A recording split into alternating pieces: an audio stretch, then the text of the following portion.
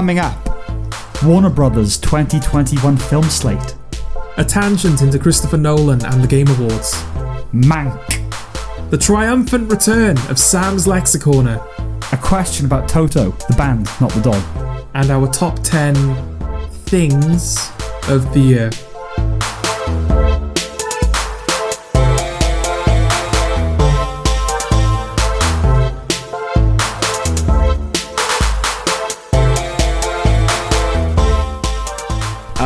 Should we talk about the Warner Brothers news? Yes. Yes. There is Warner Brothers news. There is Warner Brothers news. That news being that they are debuting their entire 2021 film slate on HBO Max and theatre simultaneously, I think. I was going to say, I assume that you've done the research on this, because I've seen various accounts. I've seen people saying that it's only going to be on HBO Max. No. And I've seen people saying it's going to be a simultaneous release. Yes. It's going to be simultaneous release. Yes, I haven't done the deep dive research, but yeah, I think in their statement it was side-by-side releases. Okay. But I imagine, well, just by default now, because of how many cinemas will have closed, Yeah. a limited opening, I would have thought. Well, that's the thing. A lot of people have also been framing this as, oh, this is Warner Brothers' attempt to abandon ship when it comes to the cinemas. Mm-hmm. But if it's a simultaneous release, then all that's really doing, I suppose in their eyes at the very least, is it's giving people choice. It's giving people choice. You can watch it at home or you can watch it in the cinema. I mean, there are studios and films that have done this before on like a one-by-one sort of basis. Yeah. But I mean, this was the future anyway. Oh, yeah. We were going this way. Yeah, cinemas were going to sort of shrivel on the vine a bit. But as long as there's still the choice to go to the cinema, that's all I want, is the choice. Yes, I'm sure within our lifetime there'll be no more cinemas, full stop. Yeah. But or it'll be like a novelty. Yes. Like I'm trying to think of like a comparable experience. Well, like an escape room. Like they will only be even though that is like a chain, isn't it? Yeah. But they'll, in a weird way, they will only be independent cinemas. Yeah, I suppose kind of like video game arcades, where there are no sincere video game arcades anymore. Most of them are just kind of, it's a preservation of a thing that once was. Okay. You'll have like a cinema like every few cities. Yes. And it'll be like a novelty. It's like, oh, we could go to the cinema like our grandparents used to, you know? Yeah, like a theme bar, like a Prohibition speakeasy. Or like, like that. Like St. Fagans, I guess. St. Fagans. Where it's sort of like this. Sort of. Yeah, it's kind of like this this sort of what is St. Fagans? Like it's a town, isn't it? Yeah, but it made up to in the fashion of, I don't even know when. Yeah. It is. It's sort of like mud huts and the times where they were like, you know, they would make their own bread, like grinding stones together. Yeah, They wore like frilly clothes. This isn't helping at all identify what St. Fagans is. Yeah, it's basically like ye olden times. It's a ye olden time town where they've kind of, I don't know how many of those buildings are preserved, but they've probably reconstructed those buildings in a fashion similar to how they used to be. Yeah, so that you thatched on that. Yeah, so you can go there and be like, this is how people used to live and operate. The only thing I remember about St. Fagans is the fruit being plastic. I don't even remember that. They were fruit bowls. I think there's a train there, right? Like a locomotive. It's not probably not a functioning one. No, but I think there's a locomotive. But yeah, it'll be like that. There's that cocktail bar in Cardiff. I don't know if you've been there. Where it's essentially a speakeasy. Oh, Dead Canary. Dead Canary. You've told me about it. Yes. I do want to go there, but apparently it's really expensive. It's extortionate. Yeah, right. It's extortionate. Maybe I'll, like leave it a while before I go there then. It'll be like that. Yeah. It'll be a retro experience. Yeah, like a speakeasy. Yes. Yeah, that's probably the best. Ignore St. Fagans. That's probably the best parallel to draw. Yeah. Cinemas will become speakeasies where they're sort of like replicated experiences rather than, you know, still being a thing. That'll be a strange inversion though, the fact that chain cinemas like Cineworld destroyed independent cinemas because of digital projection and you know, that sort of thing. Yeah. But yeah, now maybe we'll get to a point where the only cinemas will be independently operated buildings instead of these franchises. So some of the films that are going to be included are The Matrix 4. Yeah, you started with a big one. Yes. I feel like most of these, because Warner Brothers obviously have the DC movies, so there are some instances like with obviously the Snyder Cut has been slated to go on HBO Max for ages, so that's not a huge surprise. But most of like DC's big releases, like Aquaman 2, and they're all going onto streaming services, which in the wake of Disney Plus, isn't a big surprise anymore. No. It's like, okay, yeah, I could watch Aquaman at home, fine. Yeah. I sort of get that. But yeah, Matrix 4. Yeah. And there's the other big one was Dune as well, wasn't there? Yes. Like, Dune doesn't feel like a home experience at all. No, and the Suicide Squad. And the Suicide Squad, yeah. Yeah, they're the three kind of... I mean, I don't know what the Matrix 4 is going to be. No. But I imagine it's going to be a big screen film. You'd think if any film was going to bring people back to the cinemas, it was going to be another Matrix. Yes, and good or bad. And I've honestly I have a neutral anticipation for the Matrix 4 because I'm a big fan of The Matrix. The first one. Yeah. Yeah. I'm not a particular fan of the sequel. I like the world, but I'm not a particular fan of the sequels. And the Wachowski sisters. Yeah. That is the correct. I think they go by the Wachowskis. It's just the Wachowskis. But yes, in the current climate, they would be the Wachowski sisters. Okay. Yes, they don't do anything good anymore. No. So, have they done anything good since The Matrix? No. Okay. They did. Is that a contentious opinion you've just put forth? No, I don't think so. I mean, I think they wrote Speed Racer, didn't they? Oh, right. Did they direct it as well? Maybe they directed it. Speed Racer, Cloud Atlas. Yeah. Which was mixed. Yeah. Jupiter Ascending. Yeah, that wasn't mixed. No. They did a show on Netflix called Sense8, which, to be fair, I haven't seen. I know a lot of people do like that. Okay. I think that's it. They've sort of gone in separate directions now. Right, okay. But yeah, so I'm kind of neutrally, but good or bad, it's going to be something you want to hate or love on the big screen. Yeah, absolutely. Yeah, same as Dune. Denis Villeneuve, one of the best visual filmmakers. Yeah, his films you go to the cinema to see. Yes. And like, I know that sounds a bit snobby. It's like, oh, you can't... I mean, there is... Yes, we are still given the choice of watching it at home or on the big screen. Yeah. But that... yeah. No, I mean, it's not... Documentaries, you don't need to see on a big screen, do you? No. You know? So, yeah, there is a... The worst thing a film can be in the cinema is not cinematic. Yeah. Like, televisual used to be something to disparage a film when it was in the cinema. Yes. It's televisual. Yeah. Now there's no real boundary between film and television. Yeah, televisual, it still has that meaning. It still carries that implication. Yes. It's just that there aren't many examples of televisual television anymore. Yeah, I suppose televisual to me now, if anything, would denote another adjective, novelistic.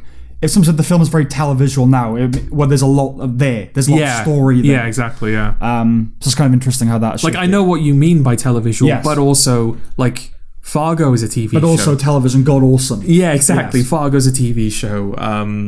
Haunting of Hill House is a TV show. These don't look or feel televisual. No, and even, now there are TV shows that not only are equally well made as films, or equally cinematic as films, but essentially function as films split into 8 or 10. You hear that a lot. I feel like, you could probably correct me, but I think since Stranger Things, maybe, it feels like the term, it's an 8-hour TV, it's an 8-hour film. Yes. That's become more popular.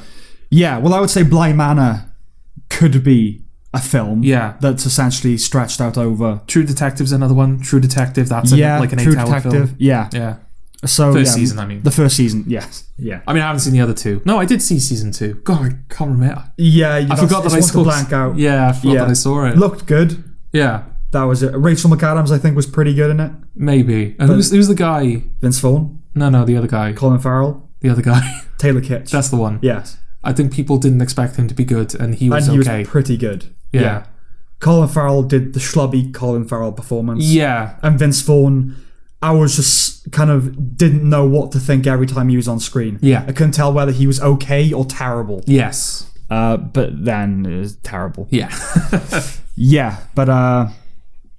So there is a distinction. But yeah, Dune, definitely a big screen film that I will go and see on a big screen if that's an option near us. Yeah.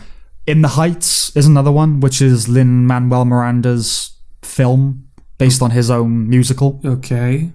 Again, a big musical film, cinematic. Yeah. The Many Saints of Newark, the Sopranos kind of prequel. Okay.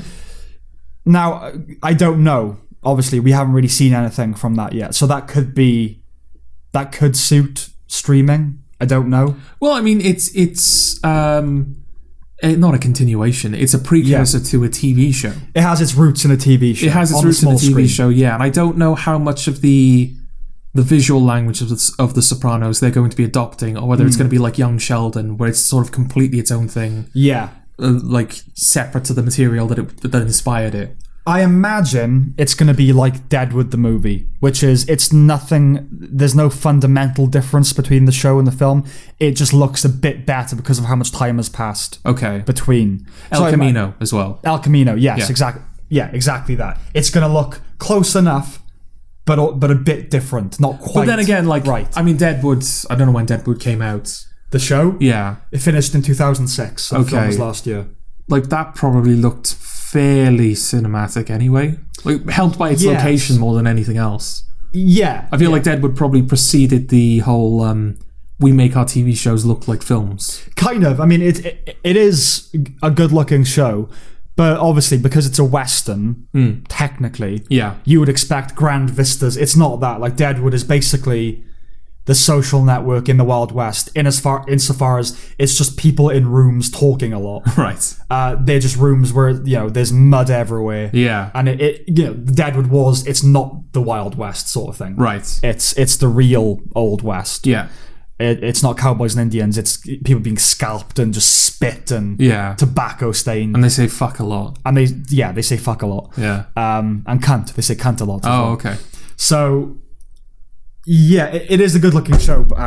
But yes, there is a marked difference between the film and the TV show. And then, the Suicide Squad, I imagine that's going to be a cinematic film. Cinematic in terms of how it looks, or cinematic in terms of how its reputation? Almost? No, it's like a big crazy action movie. Okay. A fun cinematic experience. Because I feel like because this is not news that we hate, right? Because it's still available in the cinema, so it's not like, oh, you've taken taken that experience away from me. It's not news that I hate yet. Okay. I don't like what it might foretell. So this is sort of precursor to news you imagine you will hate. Yes. Or news you will imagine is going to happen that you will hate. Well, I can't see the following not happening. Okay. Maybe it's for lack of imagination. They put all these films online. There's still enough anxiety about going to the cinema that people aren't going to go. Yeah. Or just the ease of watching it at home. Like, there's no point. Should we watch it on functionally Netflix, HBO Max, or should we go to the cinema? Yeah. Fuck it. Let's just stay in and watch it. Yeah. Those films are going to do so well that the company would be stupid not to do that forever. Yeah. And just accelerate the move towards I mean, I can see exclusive streaming. Obviously, like YouTube, the amount of YouTubers is growing by the day. And there are so many people who do reviews and have channels dedicated to that sort of thing. Yeah. They're obviously just going to go, it's like, I'll just watch the film on streaming. Rather than like go through the hassle of getting cinema tickets, I can just watch it at home. Yeah, exactly. So even if they end up going to watch that film in the cinema, that's going to bolster the HBO numbers. I always feel a bit like that. I know we've done reviews of films like Cats and stuff. Yeah. But like, we streamed Cats illegally. We did it right. You've got the dickheads who go to the cinema to see Cats. And it's like, this is why Cats got made. We do also stream everything we love illegally. Yes. Yeah. But we have a policy, don't we? We stream everything illegally. Yeah. Yes. Exactly. Yeah. We don't discriminate. Yeah. We stream everything illegally, and then if it's worthy of our praise and our love, we buy it. Then we go through legal channels. Yes. Yes, that's true. Yeah. Because there is so much.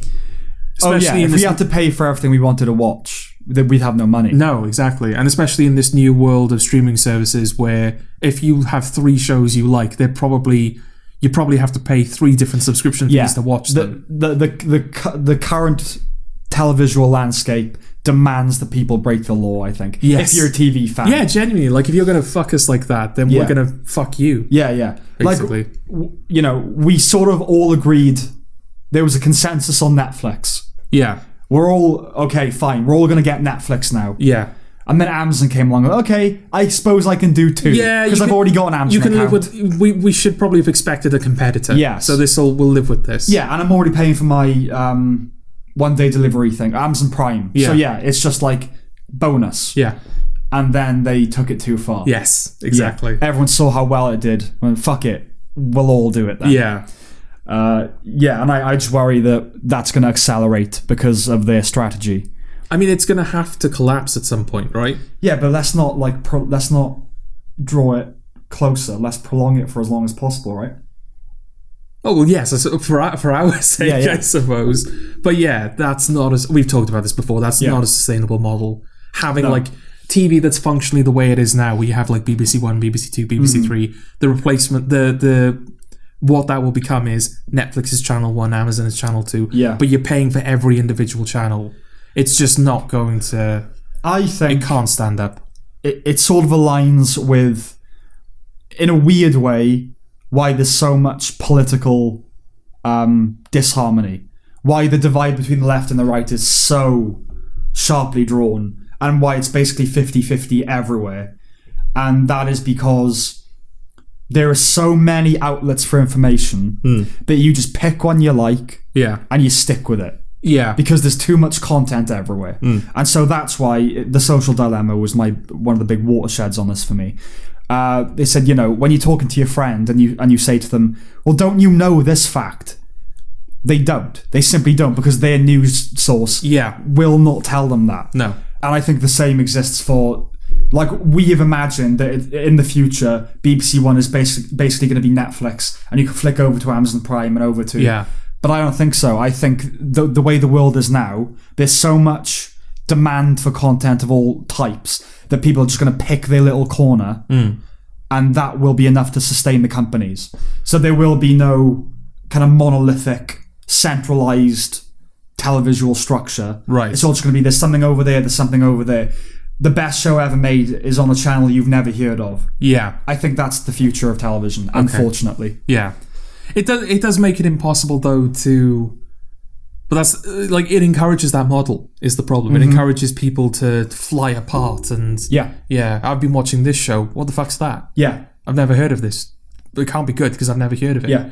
It makes it harder for people like you in particular who make a concerted effort of watching everything. It's so hard. Yeah. It's so hard to try and keep track of everything. Just to find the thing. Yeah. Not even just to keep up with the amount of content there is, but to find the content in the first place. Yeah. I mean, literally, what I've had to do is, I think on Wikipedia, there's like every channel in America, basically. There's a list of every channel in America. I've had to go onto each channel, go through their listing of original programming, determine what's worth watching, and then kind of bookmark those channels for any future content. Yeah. It's taken a long time. I'm in a position now where it's just part of my daily routine is open all tabs, flick through it, and go, okay.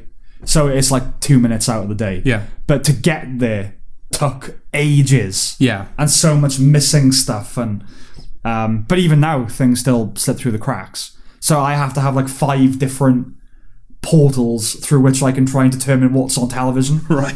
I've got like all those Wikipedia things. I've got Rotten Tomatoes. They have what's on TV tonight. It's just it's exhausting. It is exhausting. But it doesn't help when you're obsessive compulsive and you feel you have to watch everything. Yeah, exactly. That is well received. I think there should be less television. Did you read the TV guide? No. What am I, 80?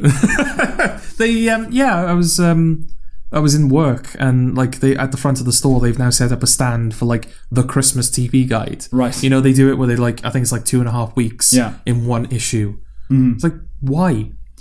Why are you even bothering anymore? This doesn't have half of the channels. Yeah, it's so archaic now, yeah, exactly. And even so, like BBC, they released their entire like Christmas Eve, Christmas Day, Boxing Day. They released pictures of all of their scheduling on Twitter. Yeah. Genuinely, what is the point of this magazine anymore? I mean, I can see... I have fond memories of that. I have fond memories of like getting the Christmas magazine and reading through the channels and keeping an eye on everything. But you know, I mean, I think we don't live in that world anymore. I told you before, when I was 11 and the Stormbreaker came out, the Alex Rider film. Yeah, I was the biggest fan in the world of those books. I worshipped those books, and I found out that the film was happening by reading like one of those made for 12-year-old awesome magazines. Yeah. Where you got like fake goo on the cover. You can play with like those stupid magazines. and it was coming out the next week, and it was a big feature on Alex Rider, all these stills and everything. Nowadays, I would hear about that the second a producer thought of it. Yeah, you know, that news is out they there would now. tweet, we're going to make an Alex Rider film. Yeah. Like, okay.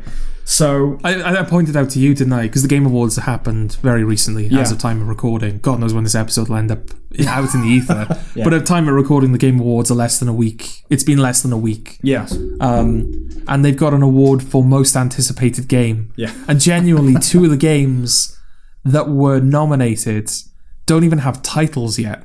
Right. Like I think God of War sequel, as it's currently known, and as it was known during the Game Awards, we genuinely have like a 30-second teaser of the logo sort of appearing, and that's all that exists regarding that thing, and it got nominated for a fucking award, you know? Yeah, I think like the Game Awards, surely a good rule of thumb would be if the game has a release date. Yeah. If it's been given a release date, then you can do your most anticipated game. How do you quantify that even? I know all awards are kind of arbitrary on some level, but how do you quantify most anticipated? According to whom? Yeah, exactly. But the TV thing, the TV guide, I still see the legacy of that in my mother, who's 50. If she says, oh, apparently there's a new good show on, it's invariably on ITV or BBC. Yeah. Because the girls at work watch BBC and ITV. I see. You know? Okay. So but I can see it dying. Like, 1 in 10 will be a Netflix show now. I've heard about this new good show, and it'll be on Netflix. And so I can see it permeating the generation gap. Yeah. You know? Sort of slowly, insidiously creeping in. Is taking her into dragging her into the modern age. When my grandfather got Netflix, that was like no. All right, we've gone too far now. You're allowed movies for men and Sky Sports. That's all you're allowed. Yeah. But yeah, talking of the Game Awards. Oh yeah, we'll jump onto that. Yeah. Were we done with Warner Brothers? And I think so, right? Okay. Yeah. Yeah. The biggest thing about that is just it's a surprise, I guess. Yeah. There are certain films where you would imagine they'd want to keep those for the cinema. If not only to keep this false sense of, oh, this film is special. Yes. You can only see it in a cinema because it's important. It's just weird that it must work out for them financially. Well, yeah, it's weird because of how kind of bold it is in a way. With like them just saying, because every film was being delayed 2 months, 1 month, 2 months. They're just going, fuck it. Next year's a write-off. It's all going online. It must, maybe it's practical. Yeah. It's purely a practical reason they've done it. I think it's emblematic of our shifted expectations and kind of ennui in a way, which is we all thought it was going to be over next week, and then in maybe a month, maybe 6 months. Now that we're kind of apprehending that we're stuck with it, everyone's going, all right, I cancelled my holiday. Whereas a few months ago I would have maybe held on to my holiday booking that was in 3 months' time. Yeah. I'm now just saying all of next year I'm not doing anything. Yeah. So it's kind of bleak in that way. But one of the harshest critics is, of course, Christopher Nolan. Yes. Who presented at the Game Awards. Yes. So two little segues. A little bit about your thing, yeah. Yeah, there we go. Yeah. We still got it, Eddie. We still got it. We don't need you. Well, let's talk about him before the Game Awards, because there's only one little bit about him. But when they picked him to... Is it best game that he presented? He presented Game of the Year. Yeah. Part of their statement was that his storytelling transcends mediums. Yeah. Which sounds good. That sounds like a good thing for your storytelling to do. Yeah. But what does it mean? Exactly. Transcends mediums. I suppose that what they were trying to say is his films are good. That was their college way of saying we like his films. Yeah, his films are good, and that's why he's presenting a Game Award. Yes. Because he's never ventured into the world of video games, has he? No, I mean, I think Inception, there was talk at one point of him trying to make an Inception game. Yeah, and I think there is a Batman Begins video game. Yeah, I doubt he had anything to do with that. Yeah. I don't know if it's because they don't really do it anymore, but when they were doing video game movie tie-ins, occasionally they would cast the actor from the film in the game itself. Like Pirates of the Caribbean, they did that. They got Johnny Depp. Right. There's like a few games. Couldn't think of anything else. James Bond, they got Daniel Craig. Yeah, exactly. Although I think, what was it called? Was it Nightfire? Not Nightfire, that's an older one. That was a Brosnan one, yeah. It was... Because Quantum of Solace happened. Yeah, then there was one called Bloodstone or something. Yeah, I think that's the video game. I think that was supposed to replace the Bond movies, because they said after Quantum of Solace, we're done with Bond movies. Right. So the game was supposed to replace that. Okay. And then for the 50th, they did Skyfall. Yeah. And Skyfall was a massive success, so they've just carried on now. Yeah. But yeah, he was obviously in that. But that was in lieu of there being a film. Yes. But they do that. They bring in real people. But yeah, even so, I imagine Nolan had nothing to do with the Batman Begins video game. No, I highly doubt it. It's rubbish, right? Probably. They all are. I genuinely have no idea. Okay. But yeah, there aren't many good video game tie-in, movie tie-in games. Yes. But this thing about it transcending mediums, media, anyway, technically, actually, Game Awards. Yeah, because mediums imply it's not a film, it's not a TV show, it's not a game, it's that good where it's not a thing. Yes. And like I said that to you, saying like, okay, they're saying this about one of the most staunchly cinematic filmmakers out there. Yeah. And then you said, yeah, what does that even mean? That it's beyond all formats? Yeah. That it's so good it could also be this? It's so good it doesn't exist in a form that you can consume it. Yeah, it's all that. I hate it when people say that. And I think it led me saying to you, public discourse needs more screenwriters and fewer novelists. Yeah. We need people who just get to the point. I'm reading a book at the moment by Douglas Murray. And, most books in the political commentary, cultural commentary space are written by quote-unquote novelists. Okay. A lot of vague... Right, what point are they making? I'm not quite sure. The great thing about conservative writers, if nothing else, is that they get to the point. They write the point, they give evidence for the point, and they move on to the next point. Yeah. And I think public discourse needs more of that rather than this. It transcends media. What does that mean? Yeah. What does that mean? I hate that expression. I mean, the Game Awards in general, they have this air of, oh, look, we're proper. We're legit. And that's definitely part of that. Is like they've got like, when it came to when you could vote for the winner on the website, they had like a little description as to what each category meant. Yeah. And it was like, oh, it's the game that made the most advances in accessibility. Yes. To what? It's like, what? Isn't it? There's basically a social justice award as well, isn't there? I think that was the one. I think it was Games for Impact. Impact. Yeah. And I think I just said you read out that category, and I just said, right, what gay game won then? Yeah. And it wasn't it? It was a game. Conversion therapy or something. Yeah, there was it might not have been the whole game, but there was a scene in the game. We went on the Wikipedia to look. Yeah. Don't at me. What was it called? Tell me why. Right, yeah. Tell me why. Exactly, yeah, everyone. Which I didn't even know was out. Right. Like, that's how you know that it's not a legitimate winner of Games for Impact, but I didn't even know the fucking game had been released yet. Yeah. But yeah, there's a scene in that where apparently like a transgender conversion therapy session happens. Something. Yeah, it's like, all right, okay, that's why you won. Yeah. And also it was one of those games where there's like no gameplay in it. It's basically just a string of cutscenes, and occasionally you get to press a button. Yeah. It's one of those by the looks of it. Thing is as well, like, even shit films transcend their medium. Depending on how you're defining it, every film is a spirit, and the audience is the medium. In the film leaves its parameters and enters your consciousness. Well, to jump ahead slightly, we're going to be reviewing Mank soon. Yes. And is it the studio head at MGM where he says that he's sort of like, as they're going somewhere, he's sort of talking to two of the characters, and he says that film is like the one place where the audience are buying a memory. Like, right. The film still belongs to the person who owns it. The person who sold it, I should say. All that the audience are buying are a memory. Yeah. And yeah, that's sort of... It reminded me of that, what you just said. Yeah, like if no cinema transcended its medium, no one would be making it.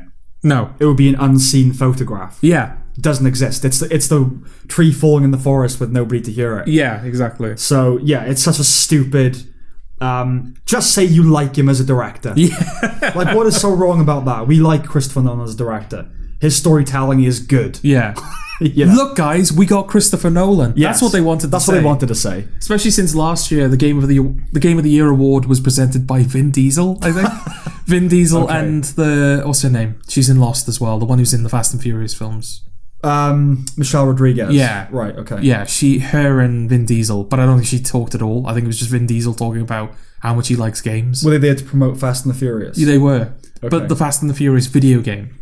Right, okay. Oh, that's Not happening, the film. No. This game that we've heard nothing else But about. that's the thing. If I was a hardcore gamer, I don't really want icons of cinema presenting awards. Why? Bring in some... I guess it's for people like me who wouldn't otherwise watch it. I think it's for that, and I think it is genuinely to sort of legitimize the awards a little bit. Is to make it feel like... But that wouldn't legitimize it to me. It's like when they get... I don't know, if they got a novelist to present a Golden Globe. Yeah. Like, why are you... A, you're better than this. Yeah. but like, B, why are you here? I don't understand. No, I feel like Michelle Obama presented an Oscar once, didn't she? Oh, did she? Yeah, for Best Picture, I think. Oh, okay. Well, I mean, that if nothing else betrays just the fact that there is no gap between politics and culture anymore. Yeah. Like, you know, politics is entertainment. And we all love the Obamas. But yeah, it's like, no, like, I want Steven Spielberg presenting the Best Picture Oscar. Yeah. You know? And I want the bloke who's the guy, the Japanese dude, they're all Japanese in gaming. You can't say that. They're not. Well, they are, aren't they? There's a lot of Japanese. There's a lot of them, but they're not all Japanese. Okay. I don't think that's like a bigoted thing to say, is it? Is it not? All gaming things are Japanese. No, that's just...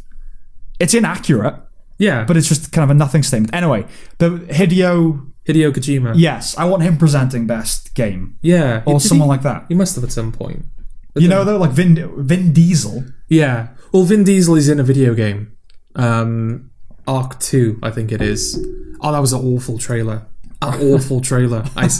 But that was a befitting... me bringing up how bad it was. My terrible grammar there. Yeah, I mean, it was like... It's just a shit-looking trailer, but it was terribly put together. There were like loads of black frames, right? Where clearly they just hadn't edited it together properly. Yeah, and the blood looked like it was like PS1 blood, where it wasn't liquid. It was kind of like a gaseous puff. Okay, it just looked shit. Yeah.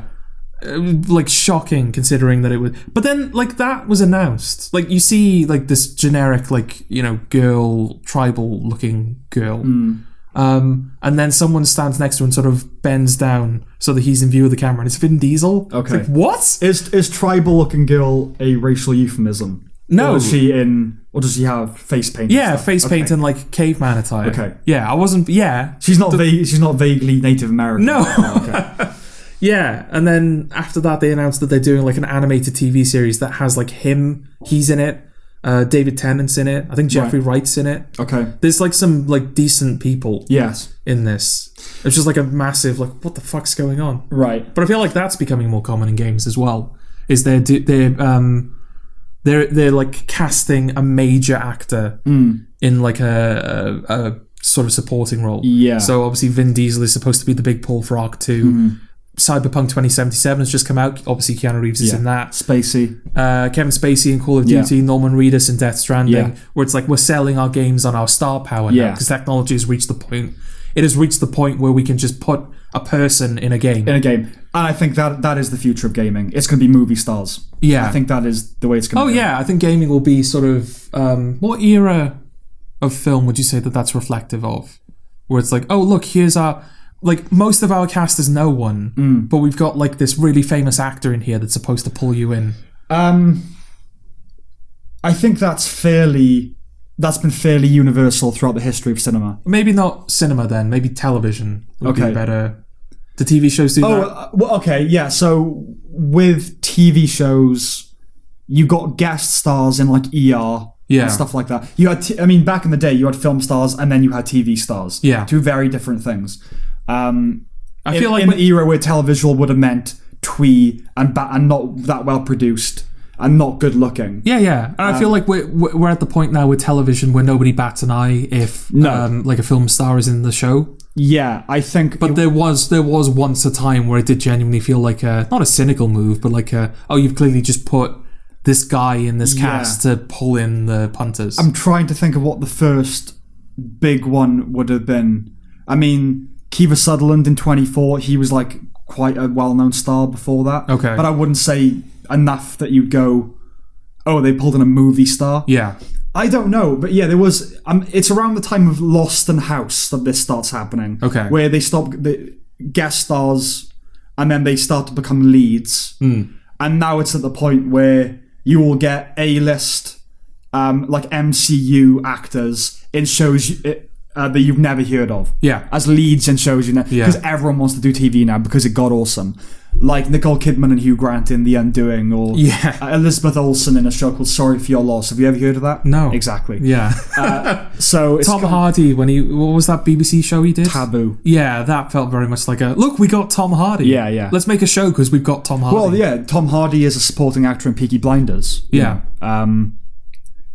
So another big thing that I noticed in, with you just going through the awards with me, I don't know when this would have happened, but as far as TV goes, there was a time when what defined a TV show was its episodic nature. That sounds so stupid, but what I mean that you had plots that kind of were resolved with it over the course of the episode. Yeah. And they were mostly procedural. So you had sitcoms that were families, and they had a new thing every week. And then you had dramas that were set in hospitals or police stations, where there was a new case or a new patient every week. Yeah. That's the way it went. 22, 24 episodes a season. And then you started to get shows like The Sopranos that were still, very serialized, smaller stories, but still with big worlds. Yeah. And then I think maybe Rectify was the first show I saw where I thought, right, that's a film that's being done on television. Okay. Not in terms of its look necessarily. Rectify is a show about a man who is on death row for the better part of 20 years and then is released and has to adjust to life. Yeah. That is not a big, expansive universe building TV show. That's a little independent film. Yeah, definitely. And after that, TV started doing TV that was more film-like in that respect. And it seems that games are becoming that as well. Like indie games at the moment, but that game about the gay conversion therapy or whatever. I mean, that studio, what's it called? Don't Nod? I can't remember. Yeah. But that's their thing. They'll do like... little...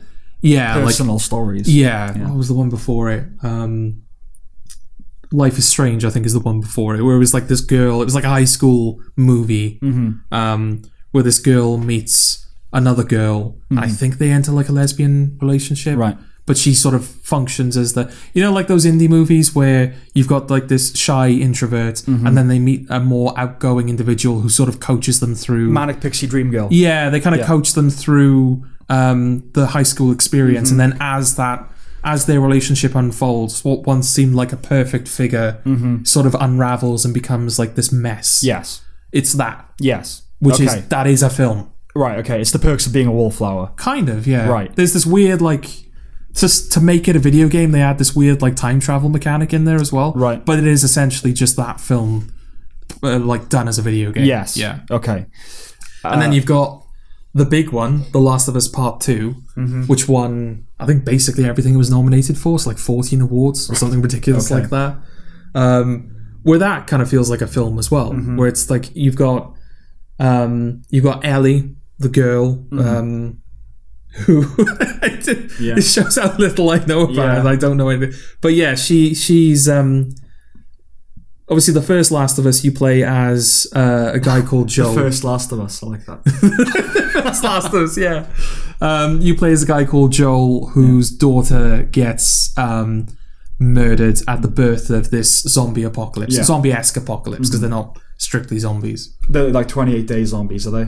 Well, they're based on, you probably know them. There's a certain fungi that infect ants and sort of zombify them while they're still alive. It's that, but like a fungus, basically. But they're functionally zombies. But are they 28? Do they run? A couple of them do. Okay. But not mainly. What are they? What's the name for those? Is it berserkers? Is that what they're called? Oh, maybe, yeah. Zombies that do run, 28-day style. Carry on. Yeah, so his daughter dies at the birth of this sort of zombie-esque apocalypse. And then she dies at the birth. It's like circle of life, man. The first of The Last of Us, death at the birth. Yeah, you're going deep this episode. And then he sort of becomes like a courier in the apocalypse. I think that's essentially what he does. And he's asked to transport this young girl across America to this facility because she is immune to the virus. So he's reluctant and he's like, oh no, my daughter's dead. I can't be doing with this bitch. And she's like, well, fuck you. I'm a teenage girl and I'm moody. But they form like a genuine. She becomes like a surrogate daughter basically, and they form a. Again, feels like a very filmic kind of. It's a road trip movie where these two characters hate each other and then they get to know each other.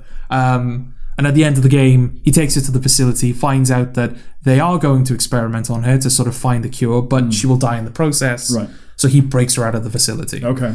Last of Us 2 picks up. They're kind of in this sort of gated off community where everyone's like trying to live like a normal town.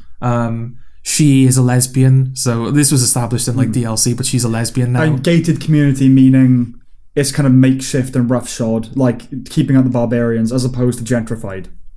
Oh yeah, yeah, okay, yeah. They've got like massive gates and like watchtowers and spotlights and all that. Okay. Yeah, it's not like oh we're in the apocalypse. Yeah, it's not the place where as people are pruning their roses they glance askance at any black drivers through the window. It's not. No, it's not that. Yeah, so she's sort of like she's a lesbian now. I assume that's relevant to the story. Sure, I don't know, but like it's clear the tensions have formed between her and Joel, her surrogate father. And then he gets killed quite brutally very early on in the story. So her goal is that she's going to hunt down the people who killed Joel and get her revenge. Yeah. And she finally tracks down the girl that killed him. And then the game flashes back to earlier in the girl who killed him's life, and you play as her for a while. Right. The idea being that we're going to see her perspective. I'm going to see that she's not the monster that you assume walk a mile in someone else's shoes. Exactly, yeah. So it's sort of like the whole... at the end, Ellie doesn't kill her, so the whole point of it is like, revenge is just a nasty cycle. The whole world blind, all that. Yeah, exactly. It's that kind of bullshit. But there's actually... I want to bring it up just because I think it's a great little... I've told this to you, but I think it's a great little summary. Obviously, like, with the lesbian stuff, and I think, like, in the lead up to the release of the game and also afterwards as well. Naughty Dog are the developers, but like Neil Druckmann is the game's like director and I think lead writer as well. Okay. He seemed to push back against people who didn't like the story, and people who didn't like certain aspects of the story, and there were accusations being thrown around of like, oh, you hate gays and you hate women and all that bullshit. Yeah. So there's a little bit of those kind of politics in that camp. Yes. And there was a reviewer. Can't quite remember where it was from because I saw it secondhand. But the summary that they gave was the problem with The Last of Us Part 2 is that it's a game about right and wrong written by people who think they're always right. Yeah. Yeah. Absolutely. That's exactly the problem with it. That's exactly the problem with most entertainment actually these days. At the moment, yeah. We've had this conversation on the podcast a few times, but now you have to decide whether a film is art or propaganda. Yeah. Genuinely. I mean, how many pieces of media in the run-up to the election were very clearly... Oh, yeah. Like, Donald Trump is bad. You know Donald Trump is bad, right? We're not telling you Donald Trump is bad, which is the TV show. Or even films that were conceived and made sort of before... or conceived before Donald Trump was a thing. Yeah. That were supposed to be made 12 years ago or whatever. Were then postponed, pushed back nearer the election. Yeah. If they had a vague relevance, perhaps... to someone, so like Trial of the Chicago 7, which we both like a lot. That was, I think that was scheduled to be around the election because like it's a film about lefties kind of winning this big court case. Yeah. Well, they didn't actually win today, but like lefties taking a stand against the right-wing authoritarians. Yes. Yeah. So anything vaguely that might have themes that overlap. Yeah. Yes. So the entire thing. Again, there's no boundary anymore. There is no difference between politics and culture. No. You just make films about what you think about the world, which is what people have always done. But usually you found out what you thought as you wrote the film. Yes, you didn't go in knowing that this is going to be an anti-conservative or this is going to be an anti-abortion or like nothing like that. I've heard Jordan Peterson talk about this with why Crime and Punishment are so great is because that was written not knowing where the story would take the character. Clearly, it just kind of it charted the psychological contours of the main character as he kind of devolves into kind of guilty insanity. Compare that with someone like Margaret Atwood, who wrote The Handmaid's Tale, who knew exactly what the point, and there's a fine line, because obviously sometimes you want to write something because you have a point you want to make. Yeah, of course. But you have to be open to being surprised by yourself.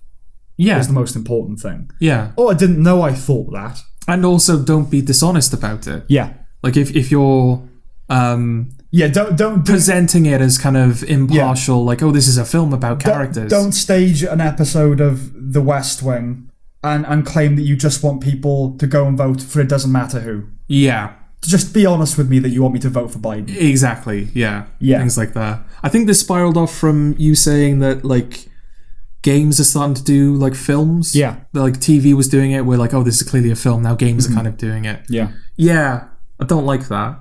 No, what don't you like about it? Well, I think I sort of touched on this with Eddie during our Fun Divided. Yeah. But it feels like, I mean, for one thing, whenever games tackle film ideas, like, they're often ideas that have already been done in film. Yeah. They're already very familiar concepts. It depends how far back you want to go. If you want to go back to, like a Metroid, for example, which is like a 2D side-scroller game, like, that is very clearly inspired by Alien. There's a lot of iconography and stuff that's trying to parallel the Alien films.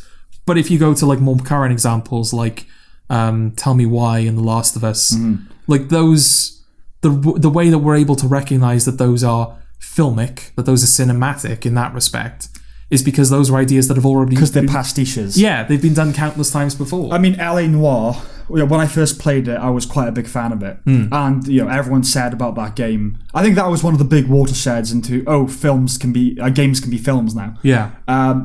Because I remember Mark Kermode did a special about L.A. Noire. Oh, right, okay. And, I mean, L.A. Noire is L.A. Confidential.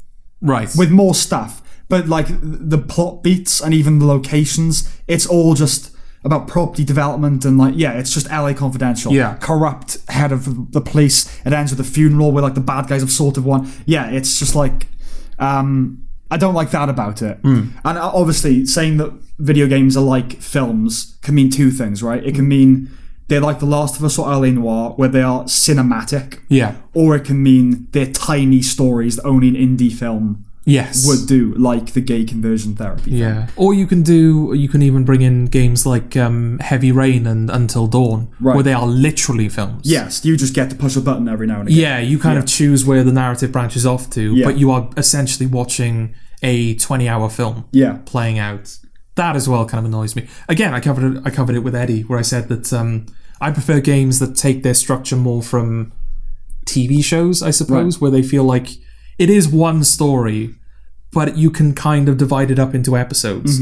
Like The Last of Us Part 2, I haven't played, but from what I remember from the first Last of Us, that is structured like a film as well. And it's just exhausting, because there's so much of it. Yeah. And there's no, like, natural break in the story where it feels like, okay, it feels like we've sort of achieved something now. It's like, no, we're constantly striving to the same kind of goal. Yeah. And you get the occasional roadblock to make you feel like, whereas with, this is the example I gave in that episode, with Persona 5, for example, every time you recruit a new person into your party, a sort of mini story kind of starts. Yes. And that is resolved when they become a permanent member of your party. Yeah. So even though it's one story, you do have those kind of, like, natural breaks to make it easier to digest it. Yes. And to sort of experience it like rather chapters. Than, chapters, rather than just, like, 30 hours of misery, which I think is basically what The Last of Us Part 2 is. It's 30 hours of just, Yeah. you know. Well, another thing I hate, I mean, in terms of, like, Heavy Rain, where you could influence the ending and all that sort of thing. I guess that has its place with some games, but I also do like definitive storytelling. They've done it on Netflix with Black Mirror, and I think Kimmy Schmidt did a special where you choose where the plot goes. Yeah, well, you have options and you choose where it goes. Yeah. It's like, I don't... You shouldn't write by committee in that way. No. If Dickens had said, right, what should the next chapter be about?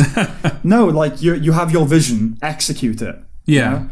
Well, it's not necessarily about writing it by committee. It's more about, I suppose they would see it as like, oh, you're personalizing the story. Like, whatever you think is the right way this story is, like, that's how it's unfolding. Yeah, that's not art.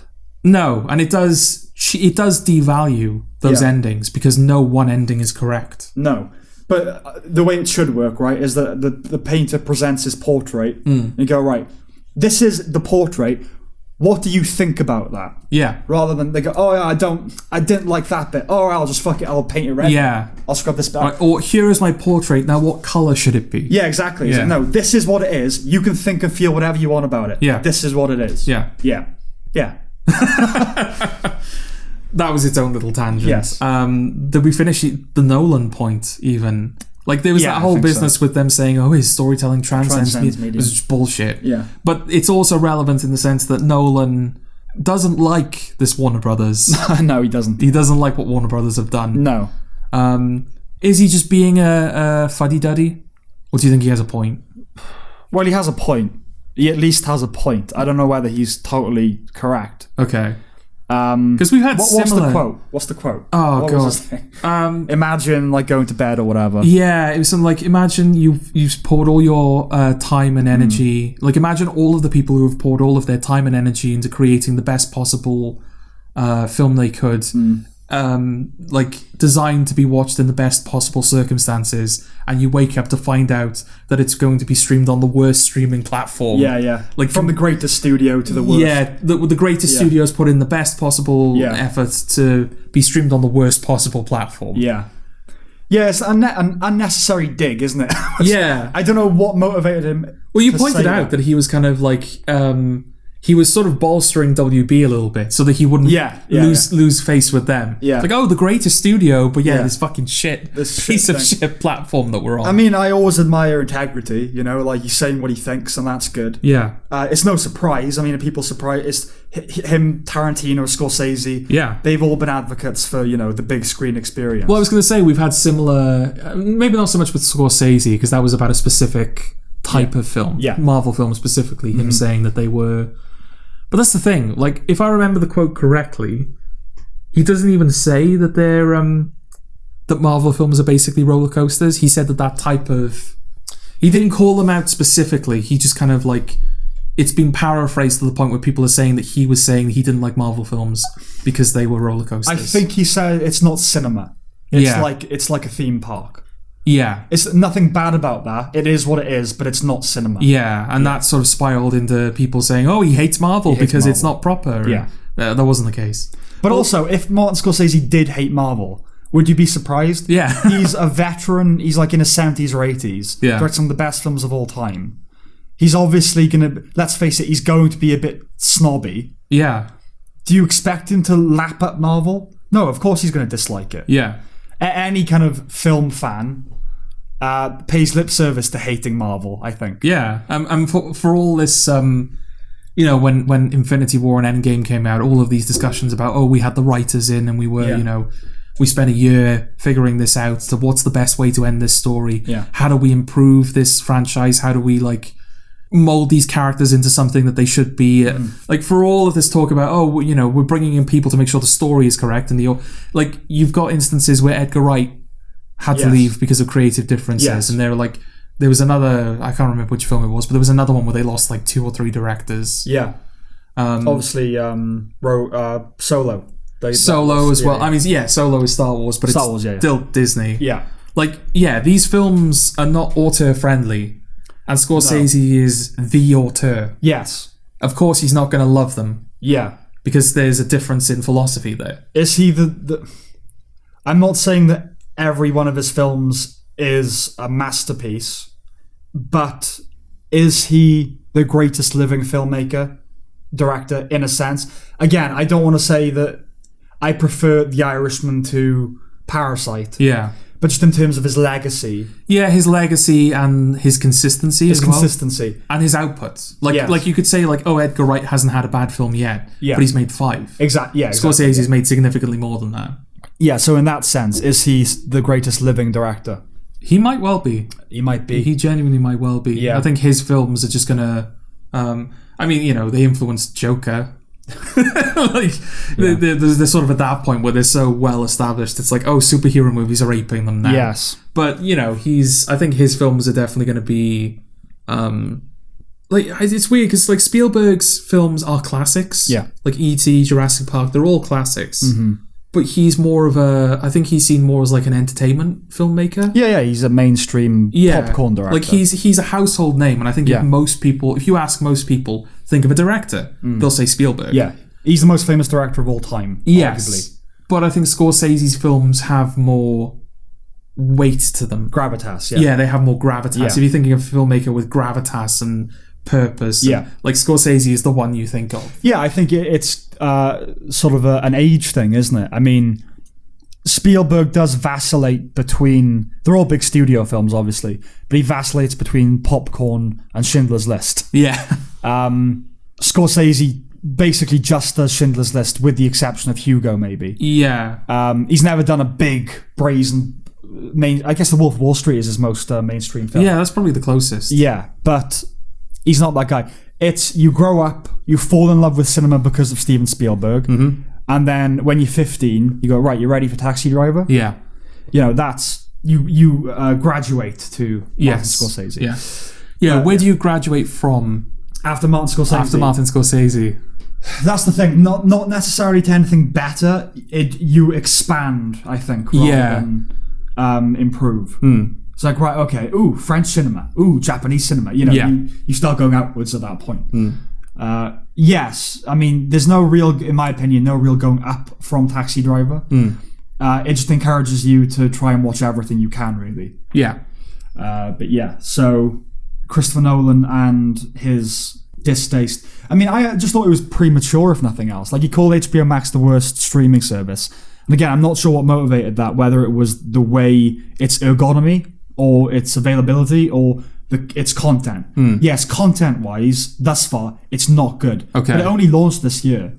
Yeah, on HBO... It needs some time. On HBO, one of the good ones. HBO is the best, historically, the best channel. Okay. Now, not so much. For a time, if the show was HBO, it was good. Okay. It's a modern masterpiece if it's HBO. Right. 6 Feet Under, The Sopranos, Deadwood, you know. There was like the early noughties, everything they did was great. And now it's hit or miss with HBO. Okay. HBO Max, it feels like a distinct thing. It's not HBO. What are the shows they've done so far? Raised by Wolves, which is the Ridley Scott kind of high sci-fi, hard sci-fi thing. Love Life, which is rubbish. And a show called The Flight Attendant with Kaylee Cuoco, which is okay. But that's like an 8-part murder mystery thing. Right. They haven't done anything yet, really. So it does seem a bit early days to be calling them the worst. What is the worst one? What is the worst streaming platform?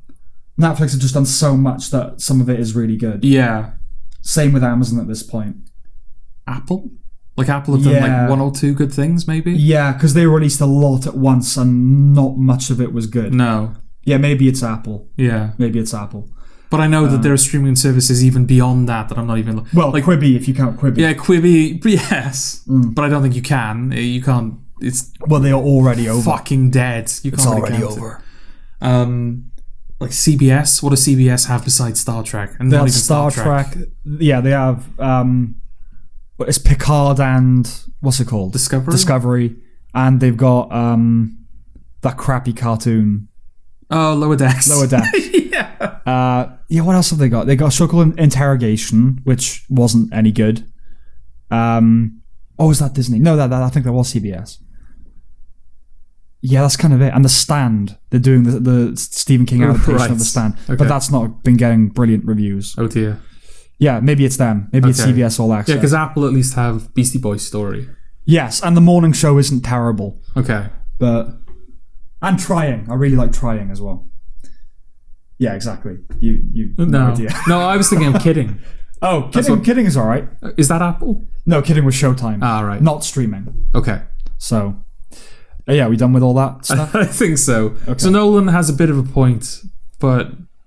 Well, the point, because they weren't notified is the crucial thing, right? Oh, yeah, that's what became clear, is that no one was told that this deal was in effect, or that this deal was even being discussed. That's the thing. It is the company's prerogative. They own the property. They can do whatever they want with it. Yeah. But if I was a director labouring over my child, I'd want a heads up.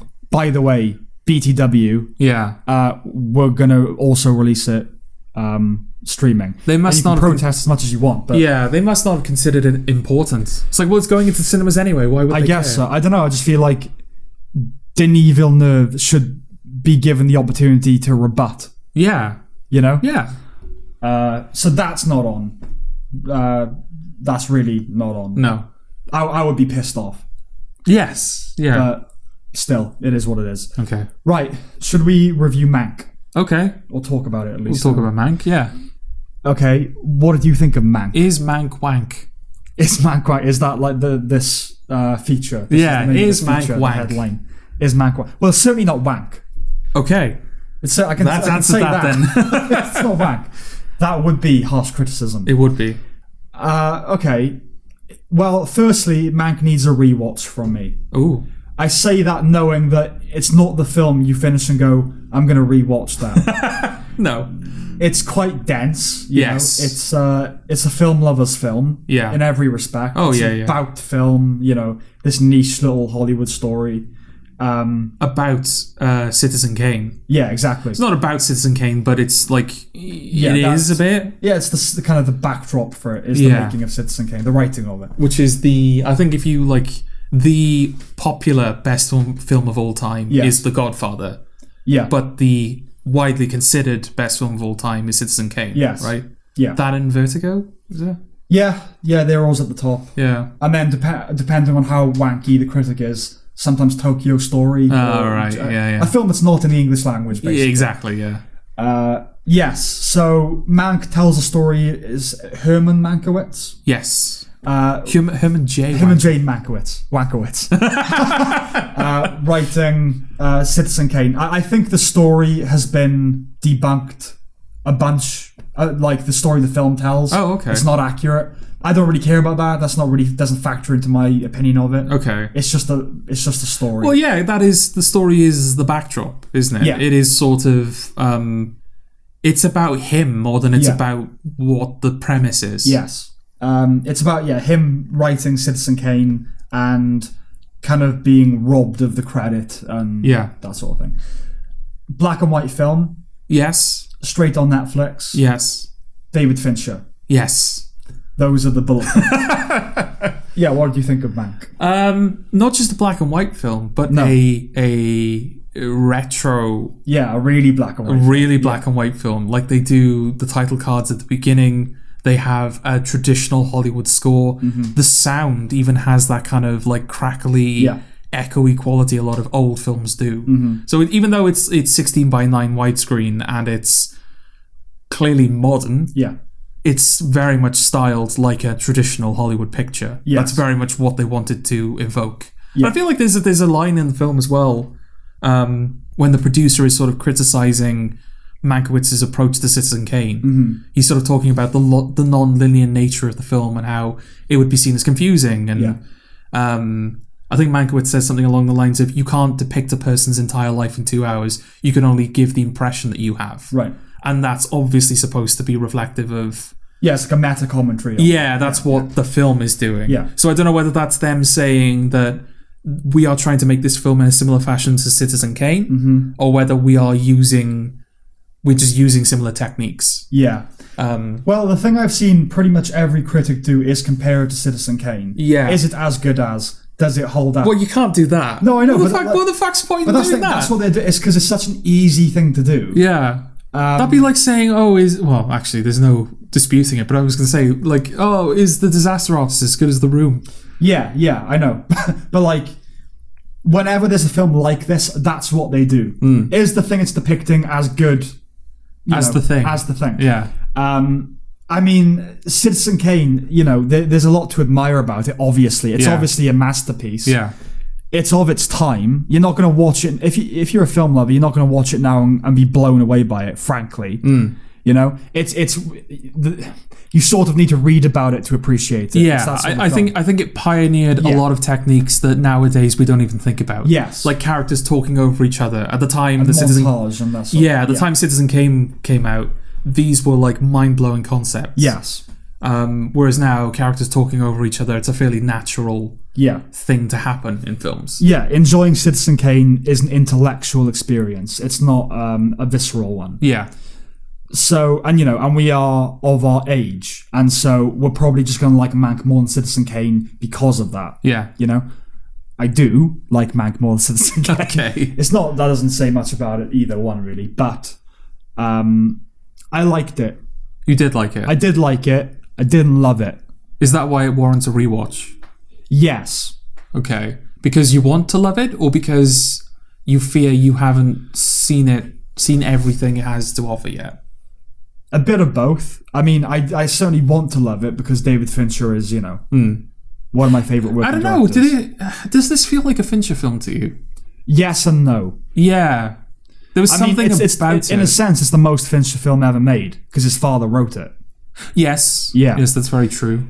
But yeah, I don't know. There was just something about it. Because how do you identify a Fincher film, right? You identify it by its sort of professionalism. Yeah. Just how tightly controlled everything is. Yes. And this film is very controlled. Mm-hmm. But at the same time, it feels a lot looser than previous Fincher films. Yeah, I agree with that. I think that's the script, probably. It's probably the script, yeah. I mean, Mankiewicz as a character is very kind of... He's a drunk and a gambler and all this sort of stuff. Yeah. So he is a very flamboyant kind of all over the place sort of individual. Yeah. So I suppose the film has to loosen itself up a bit to keep up with him. Yeah. But I think that looseness and I suppose the way it's filmed made it feel less like a Fincher film. I mean, it has kind of visual motifs and beats that remind you that it's David Fincher, like fades to black and that sort of thing. Yeah. But I don't know who the cinematographer is, but it has that Jeff Cronenweth House of Cards, Social Network thing going for it. He's German. I think he's called Messerschmitt or something Messerschmitt. That sounds about right. Eric Messerschmitt. Yeah. I mean, it's a gorgeous film. Oh, yeah, stunning. And there's some really... it's not just, oh, look, it's in black and white and it's very crisp. Like, no, there's some genuinely fantastic cinematography going on. Which I suppose if you're making a film that, at the very least... is evoking Citizen Kane, you have to bring your A game. Oh, yeah. And they're definitely bringing their A game. They are bringing their A game. Just to speculate, it is pure speculation about why maybe it feels looser than his earlier joints. Maybe because it was his father's script, he feels more bound to kind of respect it. He doesn't want to lose too much of the script. Yeah. He wants to do the script. So, I mean, if you have the Social Network DVD and you watch the special features and you see the meetings where they're going through the script, it's literally line by line and him going, I don't buy that he would say this at this time. Yeah. It is so kind of micromanaged in a way. But yeah, maybe he felt that he couldn't actually because his father has passed away. Yeah. So he couldn't sit down with a writer. It would have been a process of kind of self-editing. That could be part of the reason why. It could be. I mean, I was fearful that it wouldn't be as well written as his earlier... Because one of the unique things about David Fincher is that he's one of the most revered filmmakers, but he's not a writer. No. He's just a director. With no ambitions to be a writer. No, I don't think so. Yeah. I don't think he's ever written anything. No. Maybe. But that in and of itself is kind of impressive. But I was a bit afraid that it wouldn't be well written because it was his father and his father had passed away. It's like, right, he's doing the script his father wrote. There were some concerns about whether it would be of higher standard. Yeah. It's like when I think Daniel Day-Lewis is in a film directed by his wife and it's just rubbish. Oh, right. So it's because it was his wife. Yeah. And so you're afraid of nepotism is going to get in the way of Paul. Yes. But no, it's very well written. Oh, yes. It is incredibly well written. It's very, very well written. The characters, it sort of has that, like, Sorkin, Fincher, professional, like, what am I trying to say? Yeah, it's professional people talking smartly to each other. Yes. Yeah. And so as a result of that, you do reach points where a lot of the characters sound the same. Yes, okay. There aren't many characters that have a distinct identity. They're more defined by, like, how they say what they say rather than what they're saying. Yeah. They don't sound different, they just speak differently. Yes. But when the dialogue is as rich as this is, and as, like, clever as it is, that sort of doesn't matter. Like, a lack of distinction between the different characters doesn't matter when all of the characters sound this good. Yeah, I mean, watching Aaron Sorkin at work, it's just a concession you kind of make at the door. Is I don't really care that CJ sounds like Toby, sounds like Josh. Yeah. It's a musical. Yeah. And I'm just going to enjoy the music of it. Yeah, and I think part of the reason I want to watch it again is because I think to love this film, you've really got to be interested in the story. You have to be into its subject matter. Yeah. And I kind of sort of am, right? But not fully. Okay. But so I was kind of watching it with that in mind and liking it.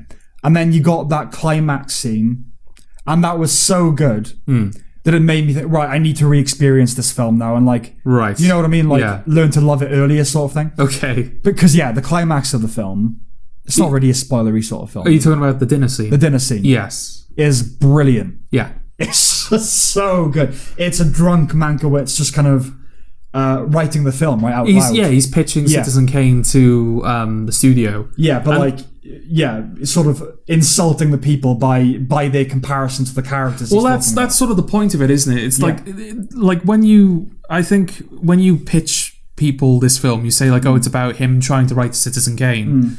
The assumption would be that he doesn't know what to write. Yes. Most like writers writing a films, they're about the writer struggling to find inspiration, or he's struggling how to articulate, or even struggling just to think of what he wants to say. No. This guy knows exactly what he wants to say. Oh, yeah. He is like insulting the people that he has spent his life with, basically. That's what Citizen Kane is. Yeah. And everyone knows that's exactly what he's doing. And that's where the difficulty lies. Yeah. Because a lot of people are rallying against Citizen Kane ever coming to be. And that's what that final scene is. It's him, like, pitching the characters, and the people in the room that those characters are analogues of are sort of realising it in real time. It reminded me... So it's actually something I'm very wary of the more I write, is I don't want to write something that, say, my parents will see and go, he's based that on us. And, like, you're going to do that in some way or another, right? But you have to have, like, a healthy relationship with it. But when we were in university, someone in the year below had written a play that just completely slagged off his family. Oh, right. Made them look terrible and invited them all to come watch it. Oh. As like part of the final showcase. Oh, shit. And I just thought that is such bad taste, such a bad thing to do. Yeah. Like, I know, like, part of the writer's kind of mental architecture is a petty child. Is, I'm going to be heard now, actually. Yeah. And I get the impulse, but you've got to, like, rise above that. Just kind of go, I'm going to just write a monologue that says your shit, and you're going to sit there and take it. Use your powers for good, dude. Exactly. Use your powers look at what good. You can do as a writer. Don't waste it on, And you should get to an age where you kind of make peace with that personally, and you don't feel that you have to do that anymore. I think a lot of writers start angry, right? When you're a teenager, and, like, you basically write yourself as, like, a shy outsider. Yeah. And the world... The arc of the film is the world understanding how great you really were all along. And you just sort of grow out of that, and you start to go, you know what, I have flaws. Maybe the character should have flaws. Yeah, exactly. So that was such a juvenile thing to do. I mean, it was script writing at university. Yeah. So. No, yeah, you're exactly right when you say that, like, the whole fuel of a writer is, I will be heard now. Yeah. This is me. I have finally gain the ability to be heard. Yeah. I will say things now. Yes. That is, exactly it. But that's basically the climax of the film, is him doing that in real time. Yeah. That scene is just, it's like one of the scenes of the year, isn't it? Yes. It's so good. I mean, this is a segue into Gary Oldman. Yeah. Because Gary Oldman plays Herman J. Wankowitz. I'm just going to close the blinds, okay? Okay, alright. Ignore the... leave it in. Yeah, right. Nice bit of ASMR for... Keep talking about Gary Oldman. Well, he is the star of the film. He is. Herman J. Wankowitz. Yes. He's pretty good, isn't he? He is rather good. Yes. Again, I was sort of not as worried, but because Gary Oldman does this thing now where he started his career giving great performances, and things like Sid and Nancy, and and then he made Nil by Mouth, and then he became Hollywood's go-to villain. And now he sort of he's a jobbing actor, so he goes between doing things like The Darkest Hour, to just random straight to DVD action movie. Yeah, what was that one that we saw? Not you and me, my family now. Yeah, I think it was on Netflix, where he's like it's like a girl who's on a bike. She's the Courier, I think it was called. Right. Where he's like the villain. Oh yeah, the Courier. Yeah. He is. Yes, he's in that, isn't he? Yeah. It's like, really? After Darkest Hour and you won an Oscar, you've gone to this? He's someone you bring in to like shout in a few scenes in an action film. Yeah, exactly. Talking about Oldman, I really like I like him as Jim Gordon. Because I think when he was cast as Jim Gordon, it was such a counterintuitive thing to do. To get the showiest actor on the planet. Yeah. And get him to do what he would then go on to do in Tinker Tailor. Yeah, essentially. A guy. Yeah, like he's the heart of those films in a way, isn't he? So I was a bit worried that he just wasn't going to bring his A game. But then I realised he was working for David Fincher. Yeah, who doesn't bring their A game when they work for David Fincher? Who would have fucking less. What's his name? Terry... Who's the terrible filmmaker? He does like shit like... Tyler Perry. Yeah. Tyler Perry brought his A game. For Gone Girl, yeah. Yeah. Yes. So I realised how stupid it was to worry about that. He's brilliant. Yeah. He's brilliant. And again, that final... If you made one film in your life and it was Mank, as an actor, and then you passed away... That final dinner scene is all that need be on your show reel. Yeah. I think on like if you could put a scene on a tombstone, yes, that's what you'd put on it. Yes, exactly. Yeah, he's good. He's very, very good. Amanda Seyfried is good, but I don't understand the buzz she's getting. I'll be honest. Well, she's in it very, very little. Yeah, she's barely in it. Yeah, because she's the second in the casting, right? Yeah, yeah. Like she's in it almost as little as the guy who plays Orson Welles. Yeah. Which is... The actor, it's Tom something. Do we know, is he a person? I've seen him in a couple of things. Okay. I think maybe he plays Cormoran Strike in the J.K. Rowling TV series. Oh, I have no idea. I don't know. I have no idea what you're on about right now. Okay. Like, he's pretty good as Orson Welles. I feel like his voice is better than his appearance. I agree. When you hear him, you're like, oh, that's Orson Welles. And then you see him and you're like, oh, okay. But like Amanda Seyfried is currently like topping a lot of lists of favourite to win supporting actress. I actually think Lily Collins is more deserving. Is that his secretary? Yeah. Mankowitz's secretary. Yeah. Well, she has something to do, mainly. Yes. Whereas Seyfried doesn't. I just think it's the kind of performance the Academy likes rewarding. A real person. Yeah. In a very worthy film. And also it's not it's distant enough from Amanda Seyfried for you to sort of go, oh, it's like a transformative. Yeah. It's not massively different. It's not like, Sling Blade or anything. No. But it's sort of enough to go like, oh, that Amanda Seyfried, she can act. Well, I just think it's just her time to get her first nomination, isn't it, realistically? Mm-hmm. She's put in a few good performances, but like they just fell under the radar of award. And this is one that they can go, oh, she's in a David Fincher film. Yeah, slap her with a nom. Slap her. Slap her with a nom. What are you doing there? Why are you in a David Fincher film? Who do you think you are? You're at least 5 years before you be in a Devature film. Charles Dance is really good. Yes, but again, he's barely in it. Like 3 scenes. I think. It's all about Mank, isn't it? Yeah, genuinely. It's all about him. I mean, what else is there to say? It's a very well put together film. Yes. It just doesn't quite hit the level of unmissably amazing. And why, to the best of your to the best of your opinion is a weird phrase. I don't know why I went in that direction. As far as you think, that also doesn't really work. Why do you think... Are we going to go through everything that doesn't work for that particular Why do you think that the film is not unmissably great? Because it's very specific. Like, it has universal themes, obviously, but it's about like a film lovers... It appeals to film lovers who are into insider Hollywood stories. Yeah. That's the first thing. Secondly, because of that... So one of the things I've been thinking about recently is a kind of disdain for making something entertaining. Okay. Whether that be making your art political or making it very dry.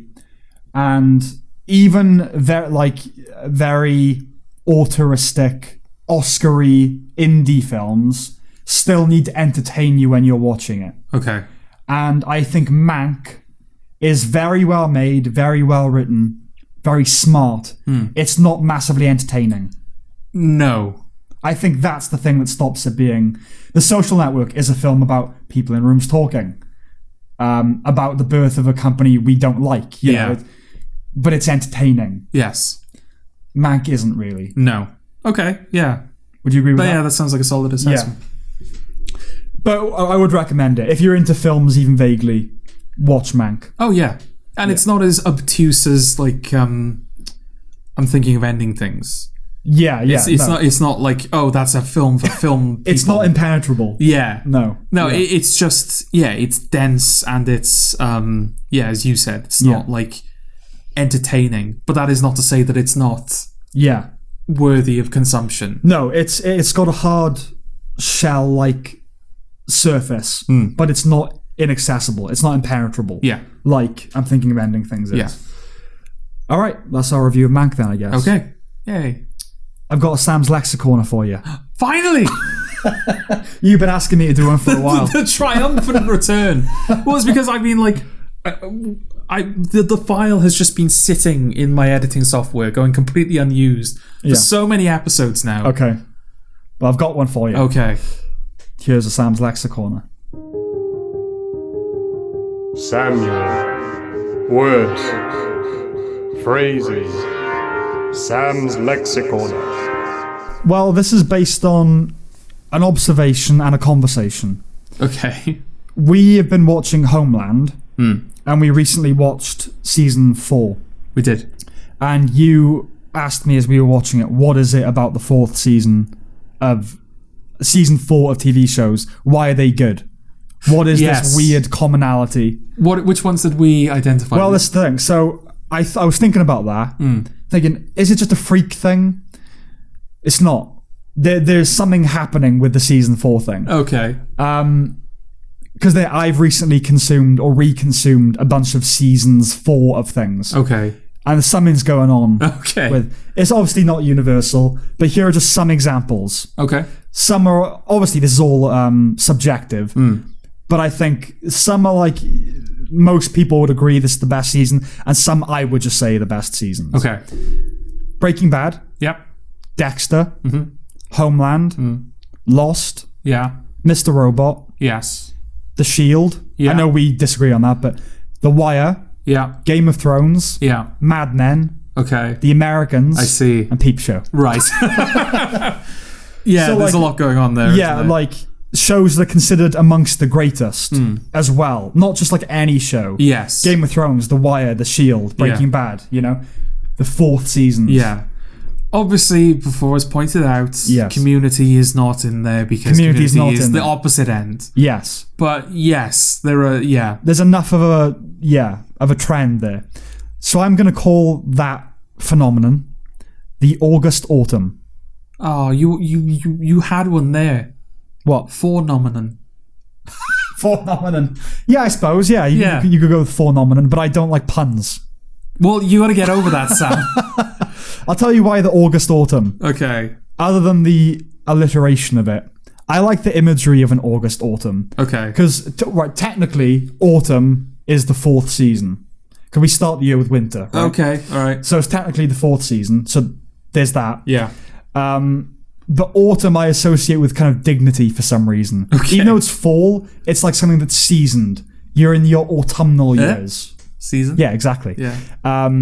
You know what I mean? That you're not at death's door, but you're wise now. And August, it just means great, basically. But it's the month as well, so you have the kind of sweltery thing of that. So it's something that is both dignified but vital. Okay. It's a hot autumn. So I like that about it, because it especially applies to prestigious television, right? Okay. And you can also take that to mean that it's both stimulating and entertaining, to bring it back to that. It's intellectually stimulating and you actually enjoy it at the same time. Yeah. It's the silver fox of television. Okay. The August autumn. August autumn. We as part of that conversation, we did sort of discuss why we thought season 4s in general. Well, that's the thing. It's a phenomenon, but I think they all have different reasons why they're the best seasons. Yeah. Not just internally, not just, because the writing or whatever. The outside conditions are different for each show. Okay. Some shows are just, for whatever reason, it was a really good season. But Homeland was in a unique position because they sort of wrapped up their principal storyline, right? Yeah. And then they could have done anything. And so it was a case of the first album is great thing. Yeah. And then you've got, not Mr. Robot, Lost. It was the first season where they knew that when they were ending. So I feel like there's a different explanation for each of them. Okay. The things like The Wire, it just is the best season, Yeah, because it doesn't even feel like there's a consistent parallel, I suppose, to draw. Yeah. Like, you've got seasons like The Shield, season 4 of The Shield, and season 4 of Homeland, where they're sort of a departure from what the show has been doing up until this point. Like you pointed out before, season 4 of The Shield is sort of a isolated unit.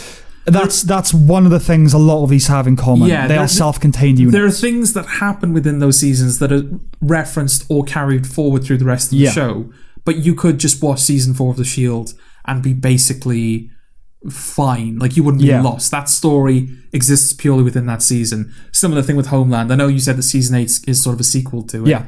But season 4 of Homeland, that has a story that begins and sort of resolves within that season. It's done. But then you've got shows like Dexter, where season 4 is conceptually it's self-contained, but that is like straight up continuation of that show. It feels like almost like the culmination of what the show has been doing with like each of the villains in the season and where Dexter's story has been going. Then you got like Mr. Robot, which is a literal like resolution.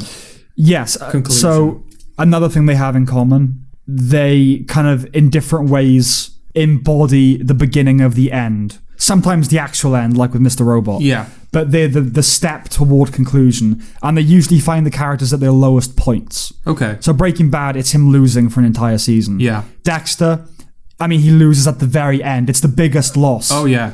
Homeland, the whole design of the season is this exercise in this is how America loses. Yeah. They lose the whole season. They keep losing. Yeah.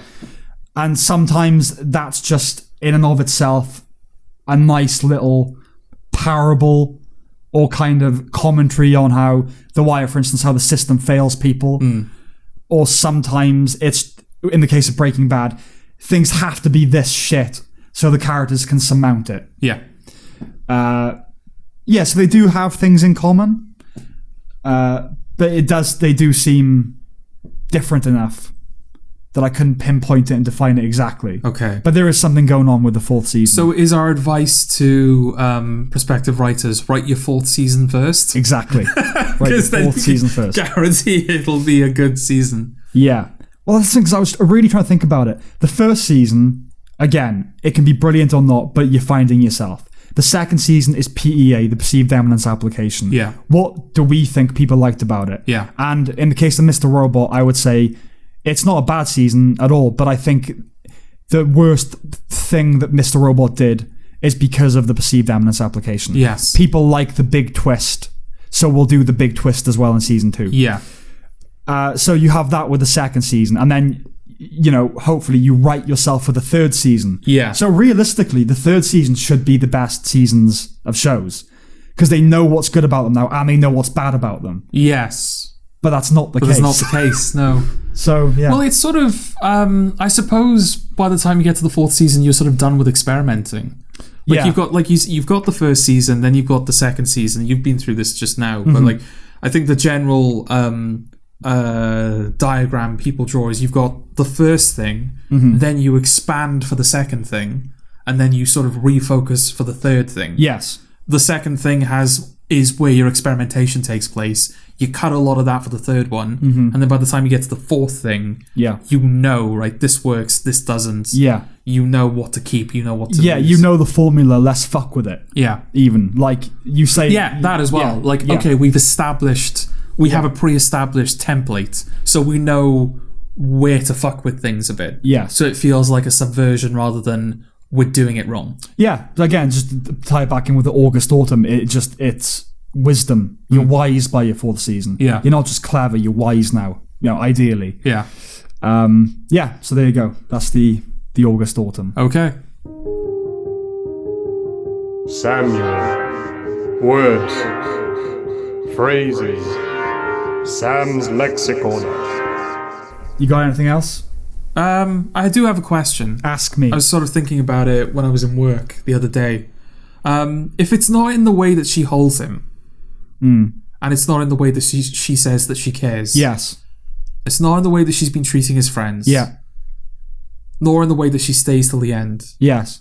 Or even in the way that she looks or the things that she says that she'll do. Yes. In what way is it in? I think it's merely a matter of nature taking its course.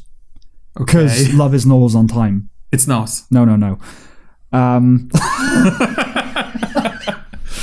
Yeah, I know. I guess the point of it, right, is that it's nothing that you're doing really. It's just I'm not there. It's not you, it's me. Yeah, basically. Okay. Yeah. But stick around because I might feel it one day. Yeah. Yeah, hold the line. You might wear me down eventually. Yeah. Who knows? Maybe it's kind of nonsense lyrics. Maybe it doesn't really mean anything. That's the thing. I think all of the verses follow that format where it's not in this way, it's not in this way, it's not in that way. And then the chorus obviously is hold the line. Yeah. Which would imply a confident theme. Yes. Like this song really is about... It's like the Shania Twain song. Where it's like, oh, you think you're Brad Pitt? That don't impress me much. And it's all about the things this guy does that just doesn't impress this woman. Okay. But that sort of follows a similar structure where every line is phrased in a certain way. Yeah. Or Alanis Morissette, who I think, with Ironic, which is famous because of how ardently she commits to that theme and is so wrong. Right. That's why that song is so famous. Okay. Nothing she says is actually ironic. I see. So yeah, it would the confidence of the lyrics would imply, the consistency of the lyrics would imply a confidence. But I don't really know what they're saying. Yeah. Well, yeah, it's literally just nothing's wrong with you. Yeah. And then in the chorus he's saying, stick with it though. Yeah. It's kind of cruel in a way, isn't it? It's like, I don't feel the same, but you keep doing you, and then maybe we'll... Yeah, well, it's unfair. It's an unfair request, I think, isn't it? Like, at least if he hadn't said, I don't feel it, there's that ambiguity can sort of keep you going. It's like, oh, maybe he does feel the same way, and if I keep at it, things will eventually illuminate themselves. But no, if he's just like, no. Yeah. And then he says, but, stick around. Yeah, I don't think it's fair. Would you? If you were pursuing someone romantically and they said, like, I don't feel it at all, but I might one day, so if you just want to keep doing this, that's cool with me. I've been in that position. Oh, you well, now that you have that experience. Now I've had the experience, no. Yeah. Is the answer. But I mean, it's almost a kind of self-criticism, isn't it? The lyrics, because it's not in the way you've been treating my friends, it's not in the way that you stayed to the end. It's like she's so good that he's almost like lambasting himself for not being in love with her. Yes. It's not in the way, it's not because you're the best person I've ever met. It's not that you're fucking perfect. You know what I mean? Yeah. Or is it sarcastic? Well, no, because how would it be sarcastic? she's either done those things or she hasn't. Well, if it was like... She's either stayed till the end or she went home before the end. Why don't you love me? Oh, well, it's certainly not because of the way you slag my friends off. It's not because of this. It's not because of that. It's probably not that. But so if that was the case, if she was slagging off his friends and if she was leaving early and and she was a fucking... cunt. Yeah. I was going to say like monger, but that's not a word. A monger? Like she's hideous. Munter? Oh, a munter, yeah. Yeah, she's a munter. Yeah. If she is like a munter. Yeah. Or a mongoloid. Or a mongoloid. Best word in the English language. Would he then go on to say, but hold the line? Hold the line. Love isn't always again, unless it's like a... Because again, I feel like that's very clearly saying it might still happen. Or it's cynical or condescending. Okay. Like, oh, you do this thing that I hate. You treat my friends like shit. But come on, princess, just keep holding out and I might love you one day. Okay. You know what I mean? It does ruin the song a bit if it's all seen through that lens of... It's all sarcasm. It's all sarcasm, yeah. But that's the beauty of lyrics, isn't it? Because, even ballads can mean the opposite of what the lyrics would suggest. Okay. You know what I mean? Because you could decide that any song is sarcastic or ironic. Yeah. That's what's kind of interesting about them. Like, how do you detect that in a lyric? Whether someone's being sarcastic or not? That's really interesting, actually. Yeah. How do you detect someone's intent? You take it all at face value? Yeah, I suppose you can't, because obviously it wouldn't be sung in a sarcastic way. Yeah. Because that doesn't lend itself to good singing. Yeah, you can't intone it with sarcasm. No. But I feel like there are songs I've listened to, songs I love, where I know their intent is sarcasm or irony. And how do you know that? I don't know. Okay. I honestly don't know. Maybe it's just, the way it's written. I mean, it's, to a certain degree, would be the reputation of the band. And obviously, there'll be some interviews where they'll outright say, oh, this song is sarcastic, or this song is about this or that. But if you're not keeping abreast of that, yes. Like, if you were to listen to a Smiths song, like, how much do you trust the sincerity of... Like, do you just take it at face value, or do you assume that there's something else going on? I think there's a leap of faith. I mean, it's the same when you watch Noel Gallagher be incredibly arrogant or whatever, and just kind of inferring that it's done with a wink. Okay. Rather than being sincere. Is that you, though? Because I feel like most people would look at Noel and even Liam and be like, oh, he's Liam, unambiguously. Yeah, he's a genuine twat. Yeah. I mean, if you have a relationship with the music, but like Morrissey, his whole personality in interviews, it's not real. He's kind of playing a game in a way. Okay.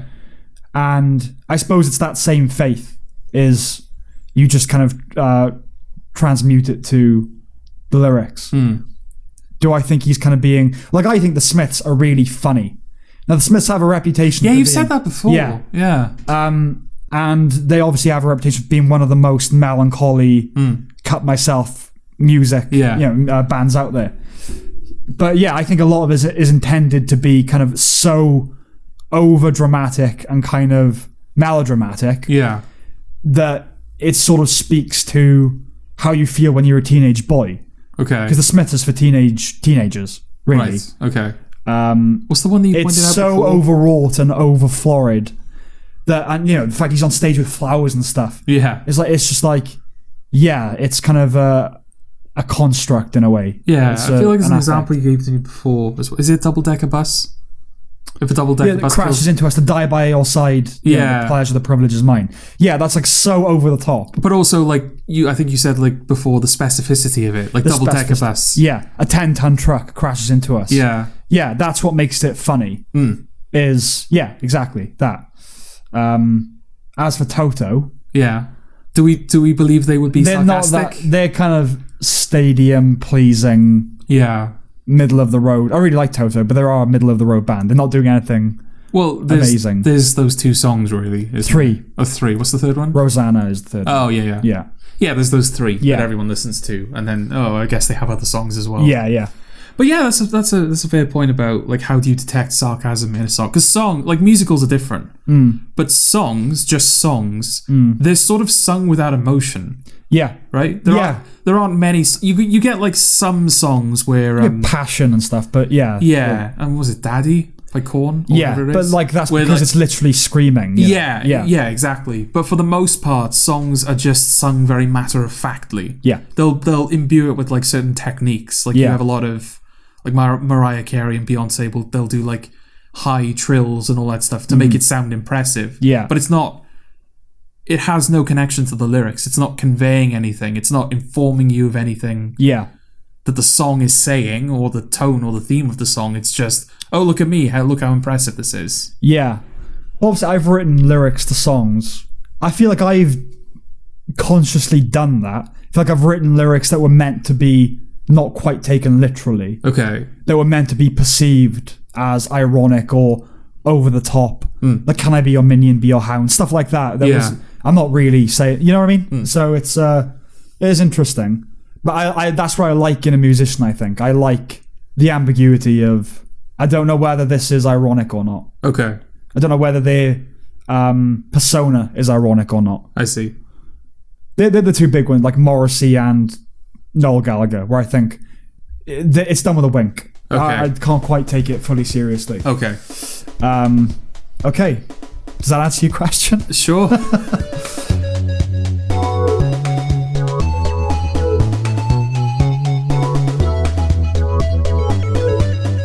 Shall we go on to the main feature then? Oh, God knows how long this is going to go on for. We'll be pithy. We'll be concise. Will we? Yeah, we will. We will. Our 9-hour podcast that was only supposed to be like a quick I know. aside. Well, okay, so the benefit is that we've talked about probably most of these already. Yeah, let's introduce what it is we're sort of doing. Yes. It's basically a top 10 of the year. Yes. But rather than just doing our top 10 films or top 10 shows or top 10 whatever, it's your fault. You decided to do this.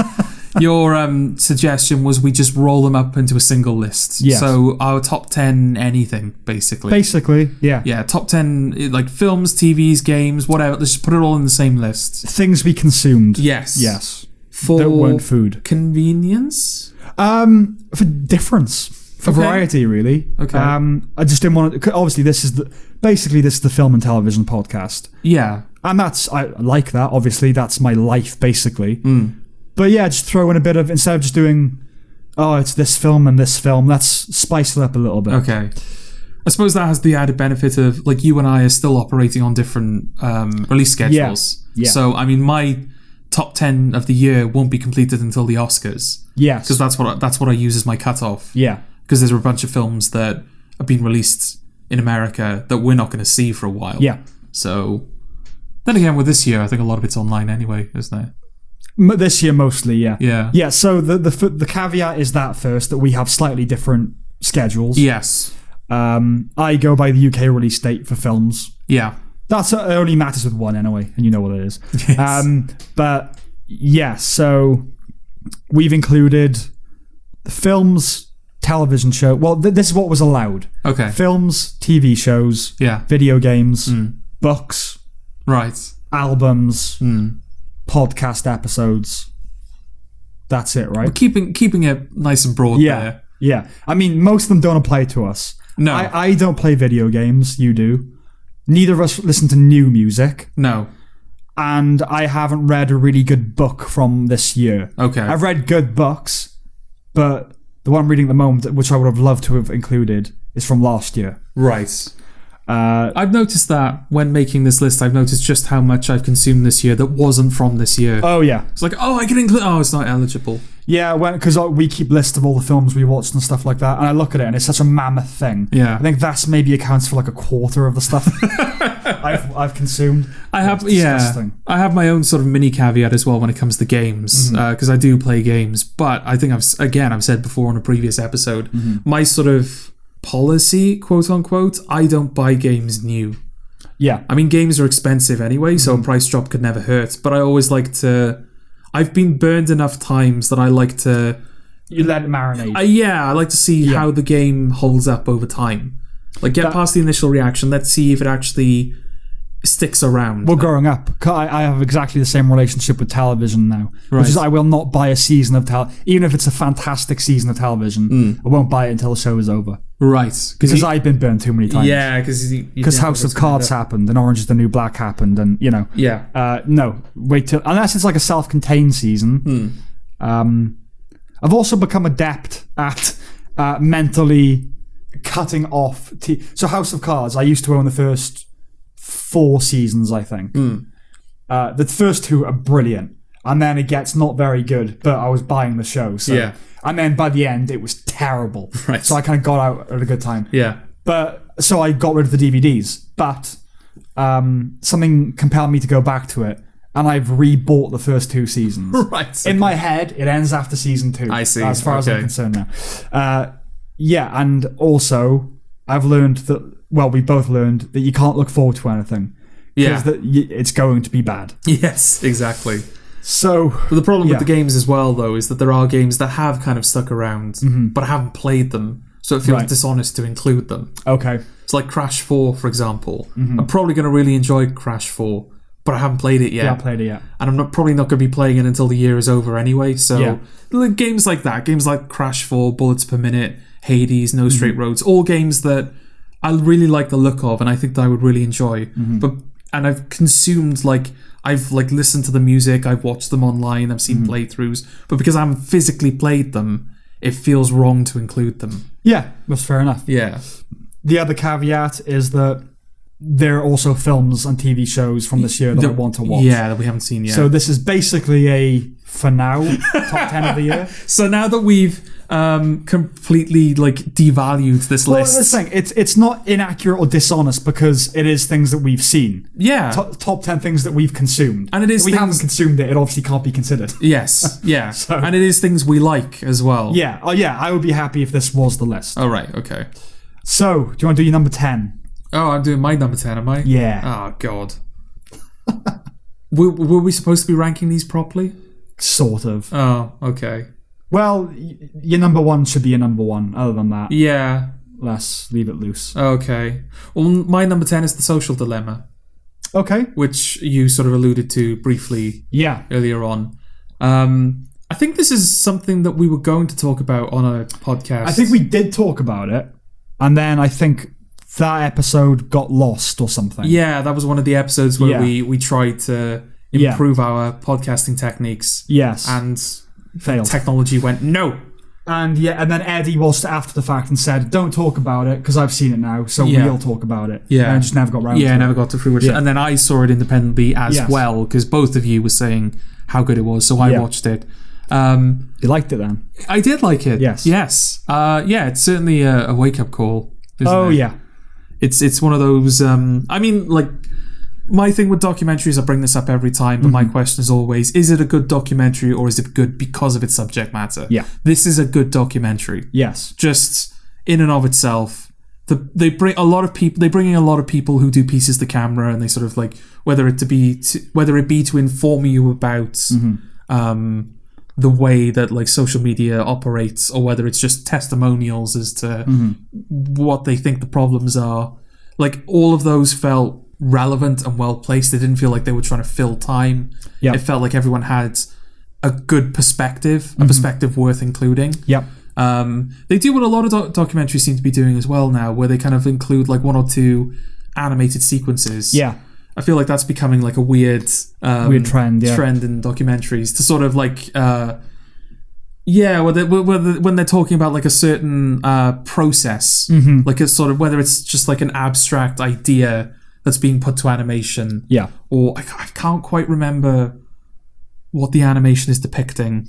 Well, I mean, and they do the same with live action in this, right? With what's the actor? Vincent Kartheiser. Oh yeah, there's sort of a weird storyline that's sort of playing alongside the documentary, where you've got this kid who is on his phone all the time, and as he is sort of engaging with social media, you sort of cut to people inside his head, who are kind of and the nerve center sort of thing. Yeah, they're deciding kind of what he sees. Yeah, they're deciding what he sees, and they're sort of figuring out ways to keep him engaged. And they've got this really neat visual where, as they're sort of gaining him his attention more and more and more, there's sort of a wireframe rendition of him that's becoming more and more realistic. Yes, to the point where he's basically trapped inside this zone. And good little visuals like that sort of carry the story through. There's that great moment as well where Vincent Kartheiser says to one of his doubles, "Are we ever stopped to think if this is good for him?"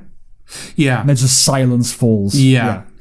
To basically, to summarize it, The Social Dilemma is a documentary about social media. Yes. It's the world of social media and how that operates. You've alluded to it multiple times, including in this episode, where you're sort of talking about one of the things that they say in that documentary is social media is becoming so fractured that society is becoming fractured as a result. Yeah. So people are just not reading the same information. They're not existing within the same spheres. So when people are flying apart and they're not understanding why, it's because they're operating with completely different information. Yeah, there's no centralized information. Yeah, and there's a lot of things in this documentary that, I mean, it's informative, definitely. You come away with a different perspective.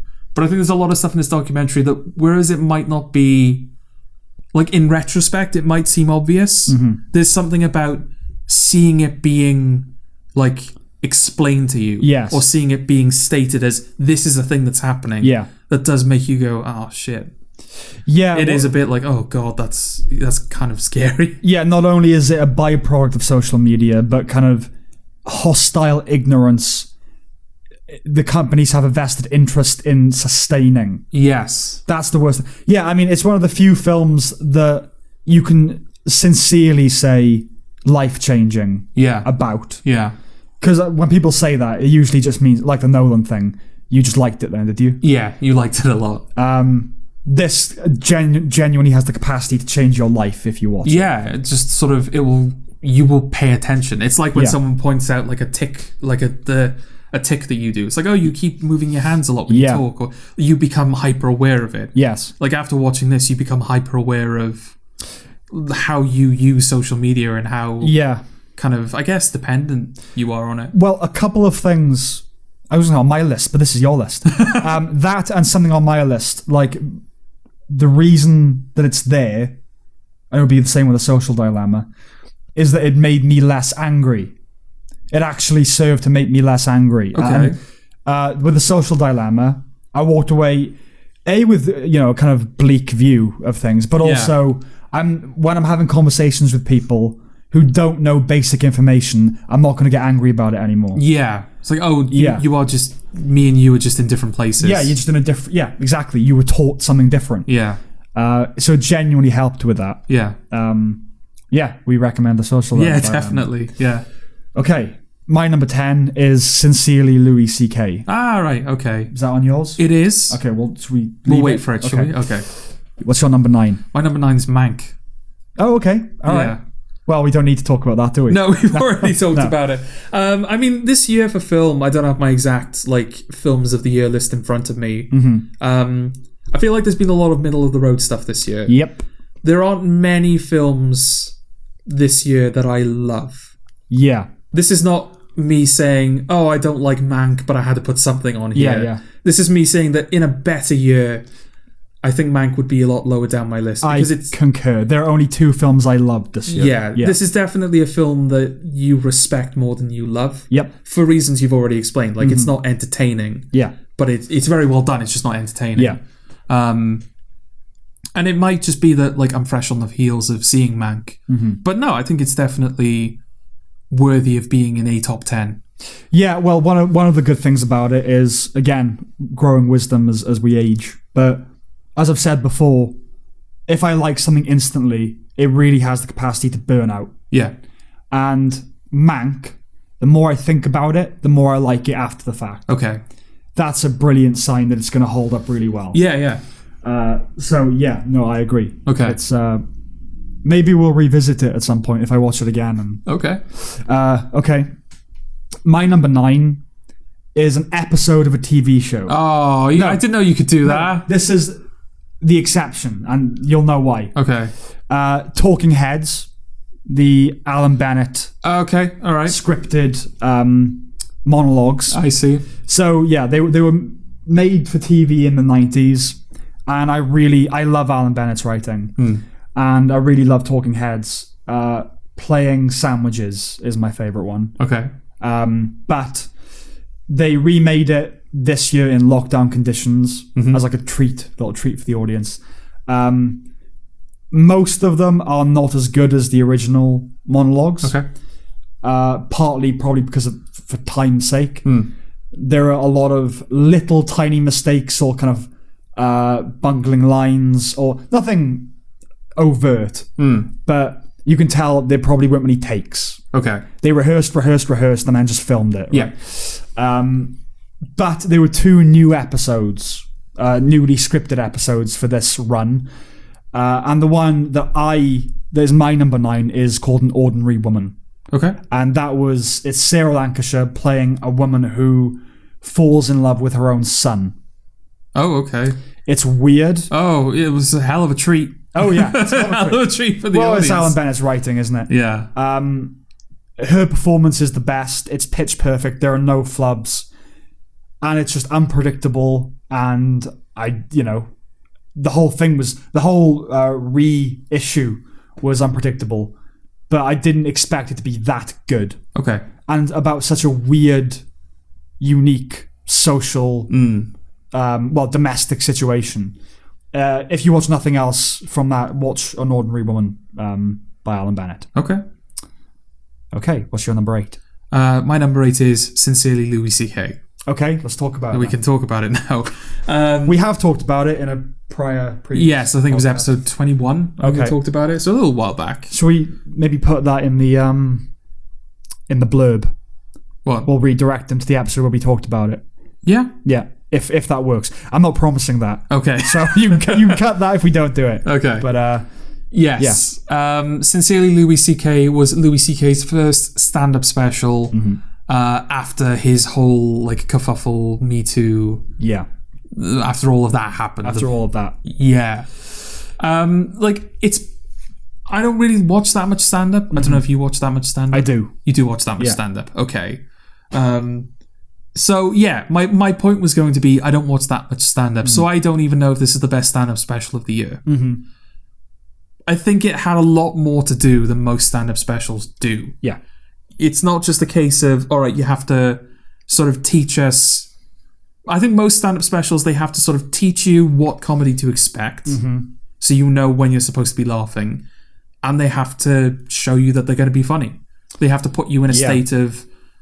not necessarily comfort, but in a state where you all right, I know what to expect from this comedian. Yeah. And I know that the humor is deliberate. I know I can sort of trust this performer that he knows what he's doing or she knows what she's doing. The key thing with stand-up is faith in the performer. Yeah. If you don't think they're up to it, it's the worst experience. Oh, absolutely. Nothing worse than watching a bad stand-up. Yeah, I think many people would have been to an open mic night at your local pub. Yeah. And someone goes up to do stand-up and it's just dead silent. Yeah. Because there's no goodwill and there's no trust. Yes. That's established. And that's not necessarily the comedian's fault. Yeah. But it is something that good stand-up shows have to do. They have to sort of establish that trust very quickly.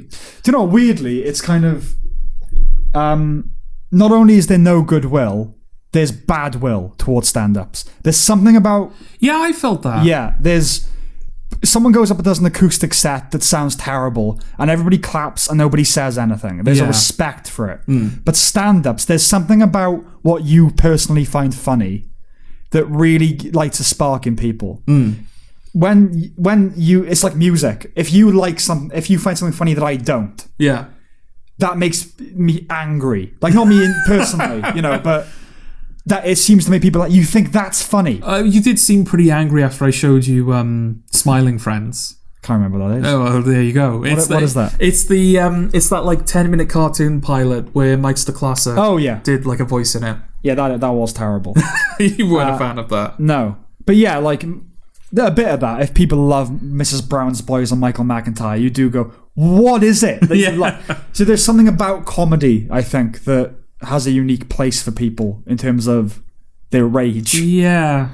But yeah, the thing about Sincerely Louis C.K., I think because if someone's laughing at something and you're not, it's like they get something you don't.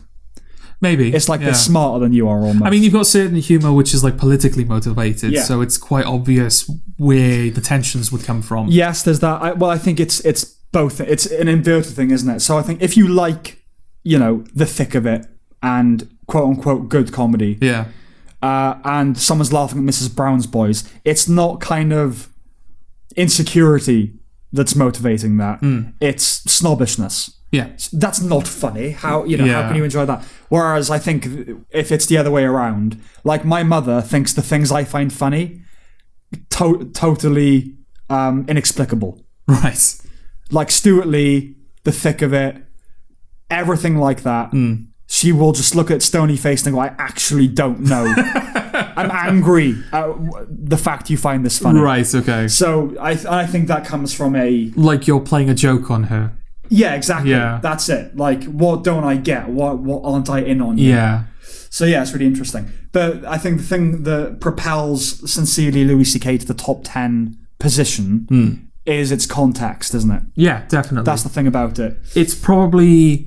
He probably handled the situation as well as he could have. Yeah, couldn't have done it better. It's exemplary in that regard. Yeah. Of like, he addresses it, but he doesn't dwell on it. Yeah. He doesn't come across as bitter. Yeah. He doesn't come across as desperate. He's not attacking the people who did this to him. He's not using it as an opportunity to soapbox or anything like that. This is a stand-up special. Yeah. Just a straight-up stand-up special with that is a segment. That's a bit. It's the thing you see in the trailer for every Oscar film, especially when it's about slavery. It's like, I don't want to just survive, I want to live. Yeah. All this stand-up special had to do was survive. Yeah. And it lived. It lived. It lived. Exactly, yeah. Yeah. It just had to be bearable, frankly. It had to be, you had to be able to watch it and everything be okay. Yeah. And it was better than that. I mean, we were coming from a position of goodwill anyway. To be Louis fair, CK. yes. Like, yeah, we didn't have any problem with... No. I mean, you know, a lot of people would probably come to the special and go, right, he's been Me Too'd. Yes. So why would I, like, find this fun? But, I mean, we talked about it when we talked about it in the original segment. Like, this is pretty minor stuff. Yeah. In terms of the meat. Like, yeah. He asked women if he could masturbate in front of them. Yeah.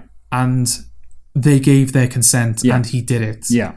This is not Harvey Weinstein shit. Yeah. You know? There's actually, that's the thing, because of all the stink around it and the fact that he's lost everything, you'd be fooled into thinking that he actually did something wrong. Yeah. He didn't. Yeah. As far as I know. That's the thing, it wasn't even a case of like, oh, we forgive you, Louis CK. It's like, we're not quite sure what we're supposed to be forgiving you for, frankly. It's just, he actually did nothing wrong. Yeah. It's that Dave Chappelle thing about buyer's remorse. They regretted it after the fact. Yeah. And it was a kink that could embarrass him publicly. Yes. That's what it was. Yeah. If it had been, I don't know, I slept with him and then I regretted it. Yeah. It wouldn't have had as much power as it did. But it's the fact that it was a kink. Yeah. It would be like more embarrassing for Louis CK than from the women that this happened to. And that's why they did it. It's like we can destroy a man. We can destroy a very successful and powerful man because we know his kink. Like that's what it was. But yeah, so we went into it. Well, I went into it hoping that he just didn't fall flat on his face. Yeah. That he wouldn't spend too much time on it. Yeah. The whole thing wouldn't be an apology. I think the closest he gets to it is if you ask someone if you can wank in front of them and they say yes, still just don't do it. Yeah. It's not worth it. Yeah, exactly. It's brilliant. It's absolutely. Really and it's funny as well. It is a genuinely funny special with a lot of funny, like I think it's Louis CK. I don't think it has like, I think if you're going to reference like brilliant Louis CK bits, you'll go to other specials first. Yes. But it's consistently funny and it sort of shows his best habits. Imagery and that sort of thing. Yeah, like I said to you during the original review, I think I said that it sort of reminds you how good a storyteller Louis CK is and how that like fuels his comedy, how the jokes become funnier because the picture he's painted is so detailed. Yeah. Just things like that where it's like, this is Louis CK at his best again. Well, I don't know, maybe this is in the same camp as Noel Gallagher and the Smiths. And it's just a case of kind of accidental inference. But the best thing about it for me, I said this when we first talked about it, is I felt like he found a way to tell his fans that he was okay. Yeah. And that could just be me reading into it. But I felt like that was in there. And that is what I applaud the most, is that when he talked about being in love and everything, it led to material. Yeah. But that was, I think, his way of going, just so you know, if you like me, I'm actually okay. Yes. Okay. Yeah. My number 8 is Devs. Okay. It's a mini-series from Alex Garland. Oh, okay, yeah. Ex Machina, that bloke. Yeah. Yeah, it's not a masterpiece. Okay. But what can I say about devs? Really well made, really well performed. Nick Offerman in a serious role. Well, that alone's got to be worth a lot. That's got to be and long hair. Oh, right. Zach Grenier. Any facial hair? No, I think he's clean shaven. Jesus. Oh no, maybe he does have a beard. Oh, okay. I think they're going for a Jesus thing, so maybe right. he does have a beard. I could be wrong though. I can't. It was a while ago. Okay. But Zach Grenier, he's one of those guys that if you saw him on TV, you go, oh, he's just one of those people that pops up in everything. Okay. Not notable in any way whatsoever. And he kind of plays the villain of the season. And he's great. Like, one of the highlight performances of the year. I don't want to spoil anything about it. It's basically about artificial intelligence. Well, it's Alex Garland. It's Alex Garland. It's an Alex Garland film, but as a miniseries. Okay. Watch it. That's all I'll say about it. Okay. All right. Yeah. Where does it rank in terms of Ex Machina, Annihilation, his back catalog? It's not as good as Ex Machina, but I would put it above Annihilation. Okay. All right. Okay. All right. What's your number 7? My number 7 is The Invisible Man. Okay. Is it on your list? No. It's not. Why is it not on your list? Just didn't quite make it. I thought you liked The Invisible Man. I really like The Invisible Man, yeah. Yeah, it was on an early version of the list. Okay. But then we introduced new media. I see. Okay, so that knocked it down a little bit. Again, we talked about it on a previous episode, and I believe we all liked it. We all liked it, yeah. And we still like it now. We still like it now. Yes. Yeah, go to review. Yeah. I guess. No, yeah, I think it's sort of similar to Hill House. Before I started watching it, I sort of had an idea of the Invisible Man before I went in. It felt like it wasn't going to go above a certain level, you know? You see like a type of... Like, you know that? When you see like a trailer for a film or you hear about a type of film... Yeah, like I know its place. Yeah. Yeah. It's only going to be so good. Yeah. And I think The Invisible Man is sort of a lot better than the field in which it's operating. 100%. Yeah. Yeah. It's definitely... I don't know. I think it's just a great little... it's just a great little film. I can't imagine I can't imagine many people that you would put The Invisible Man in front of and they would go, oh, I don't like that. Yeah, it's and that's the thing. A great little film is the right phrase, I think, because it's a very unassuming, humble little film. Yeah. It's not... There are no frills to it, with the exception of like one kind of fight scene. It's not showy in that way. No. Yeah, it just kind of does its thing and ends. Yeah. You know? I would say at the moment it's probably features the best leading performance of the year. I don't know if you would agree with that. Oh, it's definitely up there. Yeah. Elizabeth Moss. Yeah.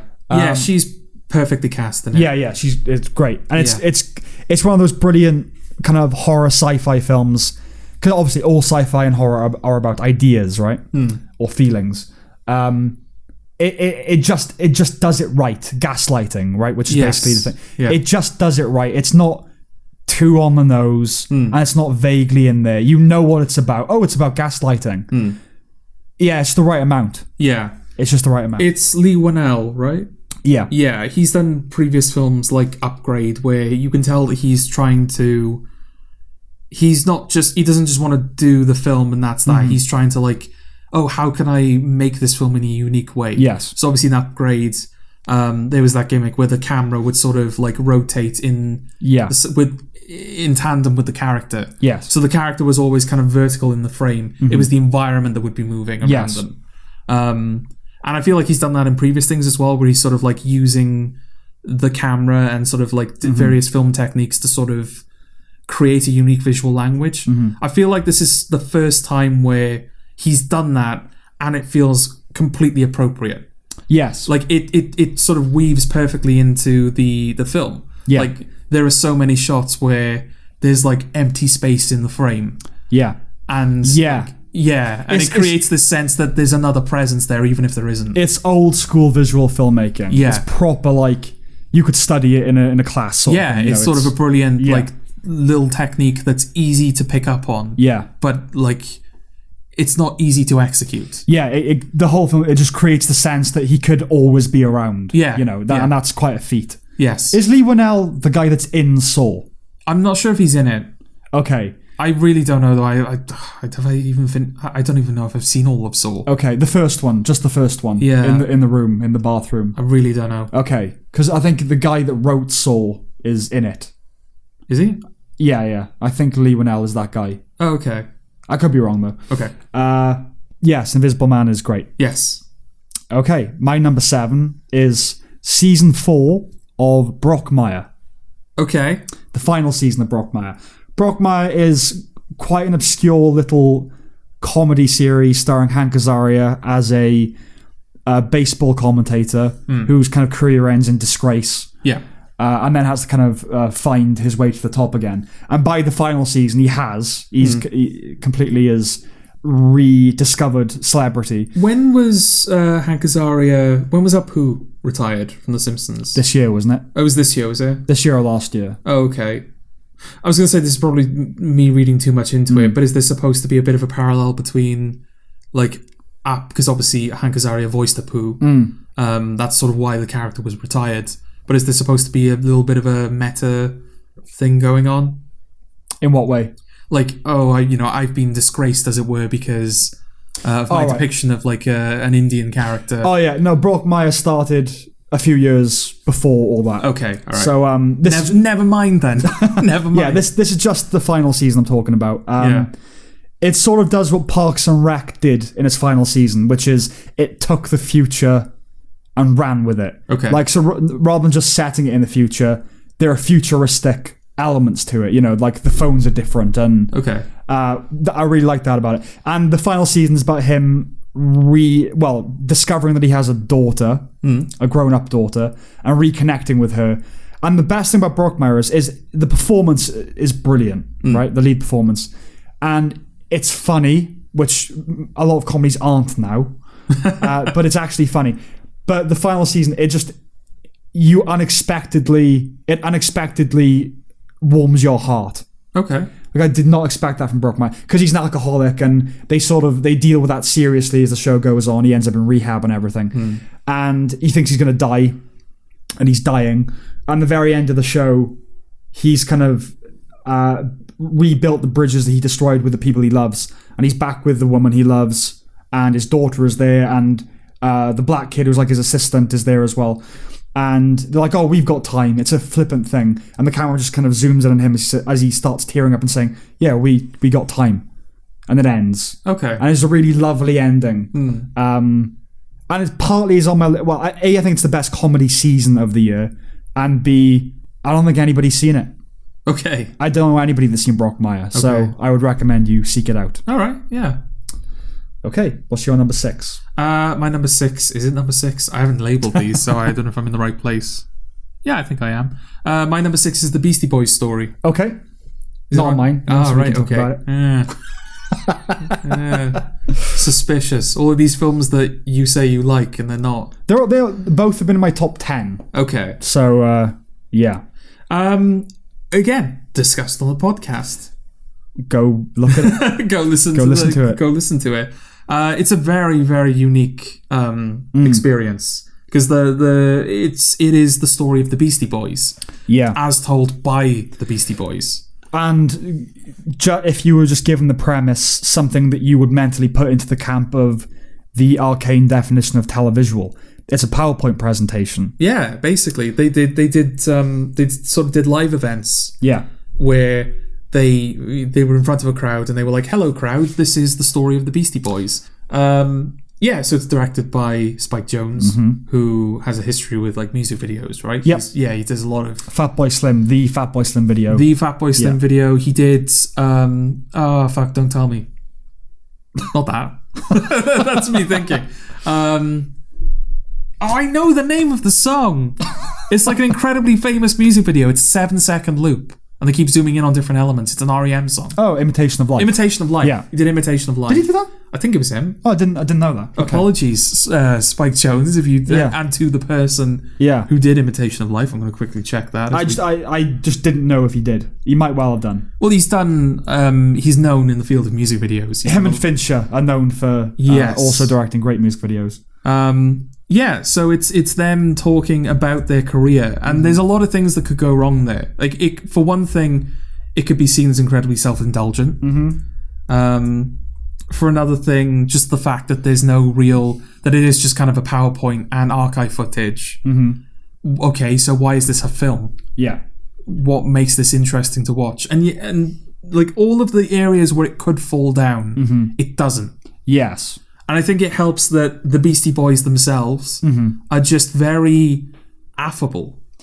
Yeah, They're very not likable. Yeah, they've dropped their what has become very clear in it was probably clear at the time, but they've dropped their shtick, yeah, their gimmick. They are just guys. Yeah, they grew up. Yeah, it's almost like, oh yeah, I'm gonna reflect on it's them reflecting on certain periods of their life and like, oh god, I was a moody teenager, I didn't know what I wanted but it's sort of like, given that I had I think I say this in the review as well, given that I had no connection to the Beastie Boys prior to this documentary, I was interested the whole step of the way. Yes. I was really interested in kind of seeing their journey and sort of hearing how they were affected by that. Yes. And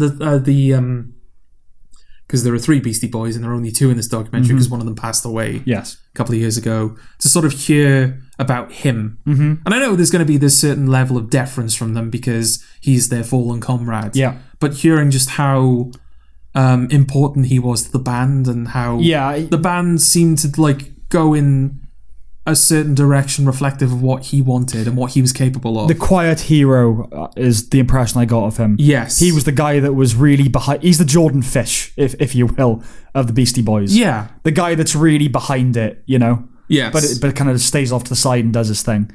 Yeah. No, I agree. And the fact they kind of... It's quite innovative, and it's not just them telling it. Sometimes they reenact stories and do little like playlets of things up on the stage. Yes. No. He didn't do Imitation of Life, by the way. No, he didn't. No. Why did I think he did Imitation of Life? Probably just because it's a good video. What else has he done? Yeah, apologies to... Is it Gareth Jennings? Garth Jennings. Sorry, yes, Garth. Well, he's a film director as well, so that might be why. Okay, sorry, Garth Jennings. Yeah. I didn't give you the credit you deserved then. Garth Jennings did Son of Rambo and Hitchhiker's Guide to the Galaxy. Right, okay. And Sing, I think. Oh. Spike Jonze music video. Yeah. Well, he did praise you. Did he also do the one with Christopher Walken?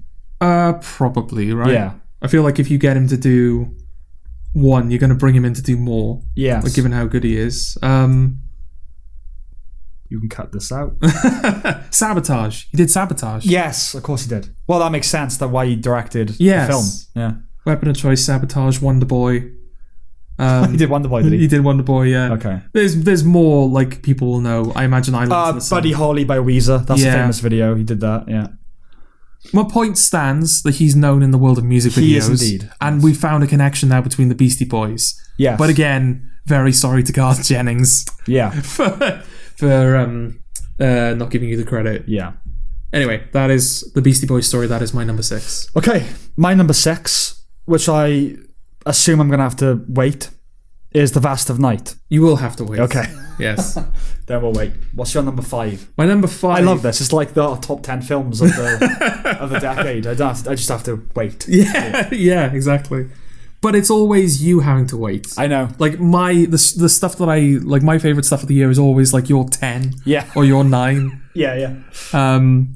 Okay, now my number 5 is sort of an interesting one, because this year was the year that I discovered Killdozer Day. Mm-hmm. The events of Killdozer Day, which, again, done an episode on. Mm-hmm. It's basically a true crime story about this man who sort of moved to this, like, town in the middle of nowhere in America after welding in the military for a certain amount of time. And he sort of in his retirement, he moved away to this town, started his own business, had several run-ins with the people of the town. Mm-hmm. Tensions started to form between him and the town members, and this culminated in him modifying this bulldozer and basically going on this destruction rampage. Yes. Destroying most of the town.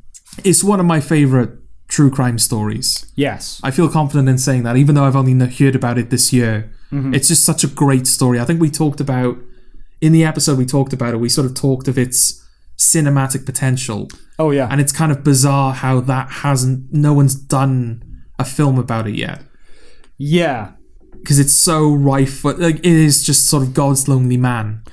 Yeah. It's that kind of story. I suppose that it would just be that, right? The anxiety about making him likable. Maybe. Or relatable, I suppose. But that's sort of part of the... I suppose the appeal is sort of the ambiguity around... Some people see... I've forgotten the man's name. But again, that's part of the irony, is because this happened... And it was being covered by local news, well, covered by international news, and then I think Ronald Reagan died. So this story was just buried. It was buried. He didn't kill anybody, did he? Except himself. No. And it's unclear whether that was the plan. Yeah. See, that's what makes it kind of, dare I say, fun, almost. Yeah. Like, his suicide accepted.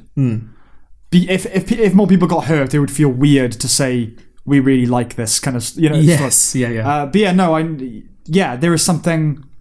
Well, yeah, it's just so idiosyncratic, isn't it? Like building this thing, and also it feels perfect because, in the sense that you've got this film that would be incredibly like character focused, and character driven, but you have this really cinematic set piece finale. Yes, yeah, it's sort of like a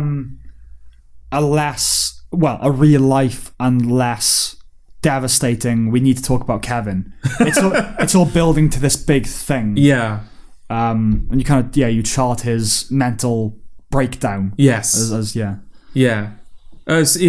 such a fascinating story because of the bizarre direction it seems to go in. Like listening to the story unfolding, you think, right, okay, he's going to kill a couple of people, or he's going to, he's going to commit suicide and blame the town or something like that. But no. He like creates this like 80-ton tank and destroys most of the town. It's a non sequitur, isn't it? Yeah, it's brilliant. It's like this man driven to the edge. What did he do? Did he go on a gun rampage? Yeah. No. He built a killer robot. Wait, what? No, it is amazing. It is. It's kind of like the commitment and the dedication. Like he must have been.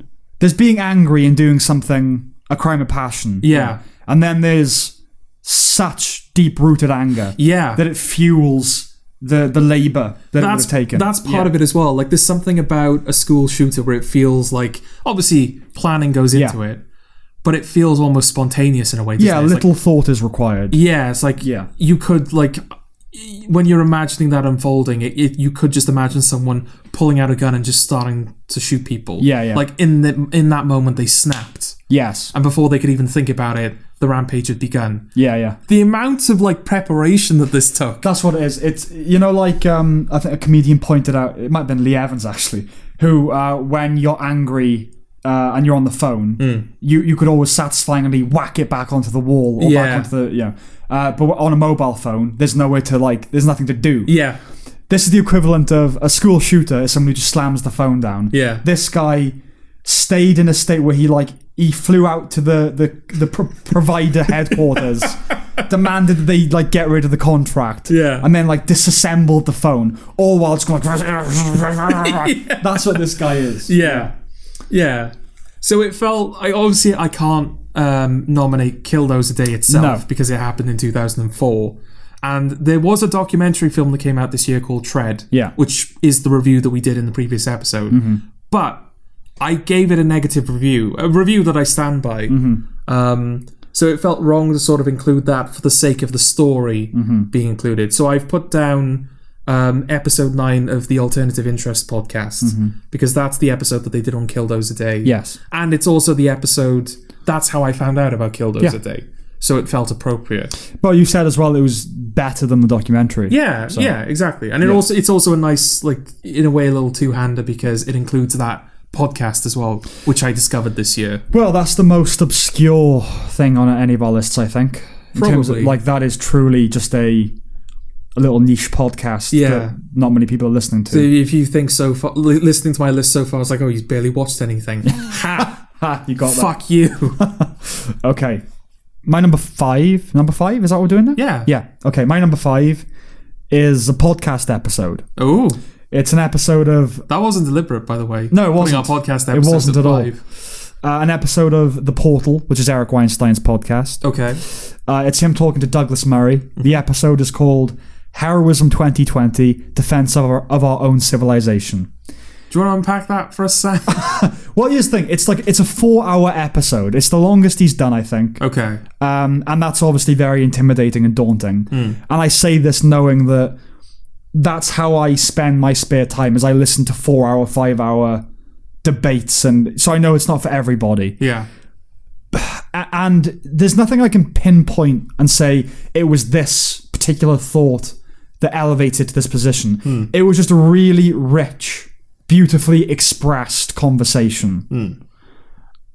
Yeah, that's all I can really say about it, to be honest. It's obviously they're talking about wokeness and those sorts of things, but it just goes really deep into poetry and stuff like that. And I'm a big fan of The Portal as is, but this particular and Douglas Murray. So this particular episode stood out to me, and I would recommend you can watch it. Listen to it, knowing nothing around it about it, so you can just dive into that. But yeah, you need to have 4 hours carved out. Yeah, and listen to it in one. Oh, okay. You need the experience of just sitting down and like absorbing it, because everything rolls into each other. Yeah, and it's a conversation that benefits from being experienced in real time. Okay. I assume like the point of the podcast is they're trying to sort of excavate what they think is wrong. Partly, effectively. Yeah. But is that sort of like, if you would say like this is the one thing that they're trying to achieve, or this is the one thing to... Yeah, that's the thing. It's kind of a multi-purpose podcast in that sense. Okay. It's sort of it's just a conversation. Yeah, I don't want to boil down. I don't want to be seen as like, oh, I'm trying to boil down those 4 hours into... But yeah, just like if I were to sort of... If you were to recommend it to someone, as indeed you're doing now... Yes. What is the sort of the nugget of... This is what to expect. This is sort of what it is. It's about bravery in the face of lies. How about that? Okay. It's about that was a potential way of saying it. It's about Trump, gender, race, identity, that stuff. All the things. All the things. All the things. So listen to that. Okay. All right. What is your number 4? My number 4 is The Trial of the Chicago 7. We can't talk about that yet. Oh, yay! One instance where that's happened. My number 4 is another podcast episode. Oh. It's called Can We Pull Back from the Brink? Is this the one? Yeah, this is the one. This is an episode of Sam Harris's podcast called Waking Up.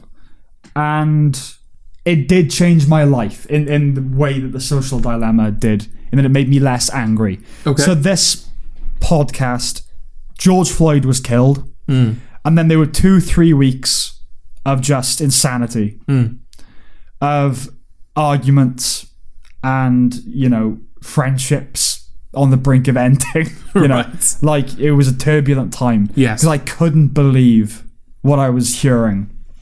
And, a lot of people I listened to, Weinstein, Murray, they all were speaking about this. But the one person that was conspicuously silent was Sam Harris. Okay. And I was like, okay, is he just not going to touch this? It's the only thing in the world at the moment. Yeah. And then I think 3 weeks or a month, when things had simmered down a little, he released his solo episode on it. Okay. And it's the best expressed, most balanced, most mature, most real account of all of that that I've heard. Okay. And it exorcised the demon for me of that situation. I listened to it, I went, I can breathe now. I can relax. It's been said. The guy said it. Right, 'cause part of the thing is, right, when I was arguing with people about the George Floyd thing, the people that you have to kind of go, listen to this person, they're usually obviously conservative, and people instantly will go, oh, I'm not going to listen to him. He's a right-wing bigot or whatever. So part of that was listening to something going, I can recommend this to someone who totally doesn't agree with me. And they would have to be, an ideologue not to sympathize with this point of view. It is the most comprehensive, most balanced. He talks about the history of racism in America and how that might have lasting effects. But he also gives the stats and the facts of the situation. Okay. It's absolutely peerless. Okay. I would recommend it highly. How long is it? Oh, not that long. It's... I will check for you now. Okay. Because you saying about, like, people wouldn't be able to write it off because it's not from a conservative viewpoint. Yeah. If it's too long, people might be inclined to write it off anyway. It's 1 hour, 53 minutes. Okay. I don't know. That's consumable. Yeah. It depends, because my palate is... It's extended. Like, that's short for me. Yeah, well, I mean, it's rich coming from us anyway, given that we put out, like, 2 to 3 hour podcasts, Yeah, 1 hour, 53 minutes of, like, not a word wasted, making total sense. Okay. And we are, like, 2 hour, 40... we haven't already said anything about anything. Yeah. So that's my number 4. Okay. What's your number 3? My number 3 is The Haunting of Bly Manor. Oh, okay. My only TV show. Your only TV show. To go on this list. The more I think about The Haunting of Bly Manor, again, this is something we talked about extensively. Yes. I was going to say not that long ago. It was that long ago. There just haven't been that many episodes since then. Yeah. The more I think about it, the more I think there isn't really that much wrong with it. Okay. Fundamentally. I feel like the biggest problem for the show, from what I remember, is just the fact that it had to follow up Hill House. Yeah. It will forever be in the shadow of The Haunting of Hill House, and that's sort of a shame. Yeah. I mean, it's something that the show itself does. It's a problem exacerbated by the show. It obviously uses a lot of the same music as Hill House. I feel like there are even moments where it's deliberately inviting comparison. They use the phrase "Forever House" at one point, and that's like anyone who's watched Hill House is going to go, "Oh, that's a Hill House thing." Yes. But it's such a... Taken in isolation, it's such a well put together season of television. Yeah. It's a really, it's just a really good story. I think told really well. Like you said during the review that you really liked the way the show was utilizing ghosts. Yes. And they are used so well in this story. It's nice. I know I've just said that the problem is that it's being compared to Hill House, but I think I said in the review there's a nice sort of inversion in Bly Manor. Like in Hill House, the ghosts end up being sort of a good thing. Yeah. And then in Bly Manor, less so. Yes. The fact that ghosts exist in this house is sort of a tragedy. Yeah. And it's just, I don't know, it's really good. Well, it's kind of an inversion of the Louis C.K. thing as well. The thing that made that great was its context, and the thing that makes this less than great to a lot of people is its context. Yes, exactly. I think we even recommended in that episode, watch Bly Manor first. Watch it first. Yeah, that's the thing. I don't have any... I refer you to our review of it. Yeah. Yeah, I've got no big problem with it, other than the accents. I don't really have any big problem with it. Yeah, that's something maybe to get past. Yeah. But, like, other than that, because I think I had minor gripes as well, regarding sort of the context and the horror and certain things like that. But yeah, like, on a fundamental level... What's wrong with it? Yeah, it's just not as good. Yeah. Like, that's it, really. Which is a shame. Yeah. Because there really is nothing you can point at and go, that's your problem. Yeah. Yeah, no, I agree. Yeah. I suppose another problem I had with it was its big twist I saw very early. So that kind of lessened the impact of it for me. Yeah. Yeah, other than that, I don't really have any problems with it. Okay. Yeah. My number 3 is The Trial of the Chicago 7. There we go. I was just looking at it, thinking, wait, we haven't talked about that. But now I remember why. It's good. It's good. I mean, the rhythm, professionalism, and pace of any Aaron Sorkin project is always welcome. But it's even nicer when the project it is in service of is good. Yeah, and he directed it and pulled it off. Yeah. Yeah, it's pure Sorkin. I keep wanting to rewatch it. It's one of those films. I just keep wanting to... I watched it yesterday. Oh, right. Okay. No, not yesterday, the day before my birthday. Okay. Yeah, I just keep wanting to re-experience the film. There's just something delightful about it. Yeah. It is that Sorkin thing of like, yeah, it's... The thing he does best, right, is behind the scenes of very professional environments. That's his thing. Yes. And this is behind the scenes of a trial and the trial itself. Yeah. But it's just so entertaining, isn't it? It is just listening to really good music. That's what watching an Aaron Sorkin project is. And it's one of those things where, like, you know, Aaron Sorkin films, there are probably very good quotes in there. Yeah. You would take time to, like, pause and listen to the dialogue and isolate certain things. Yeah. You could probably extract some very like good quotes that sort of demonstrate the skill of the writing, but you don't think of that.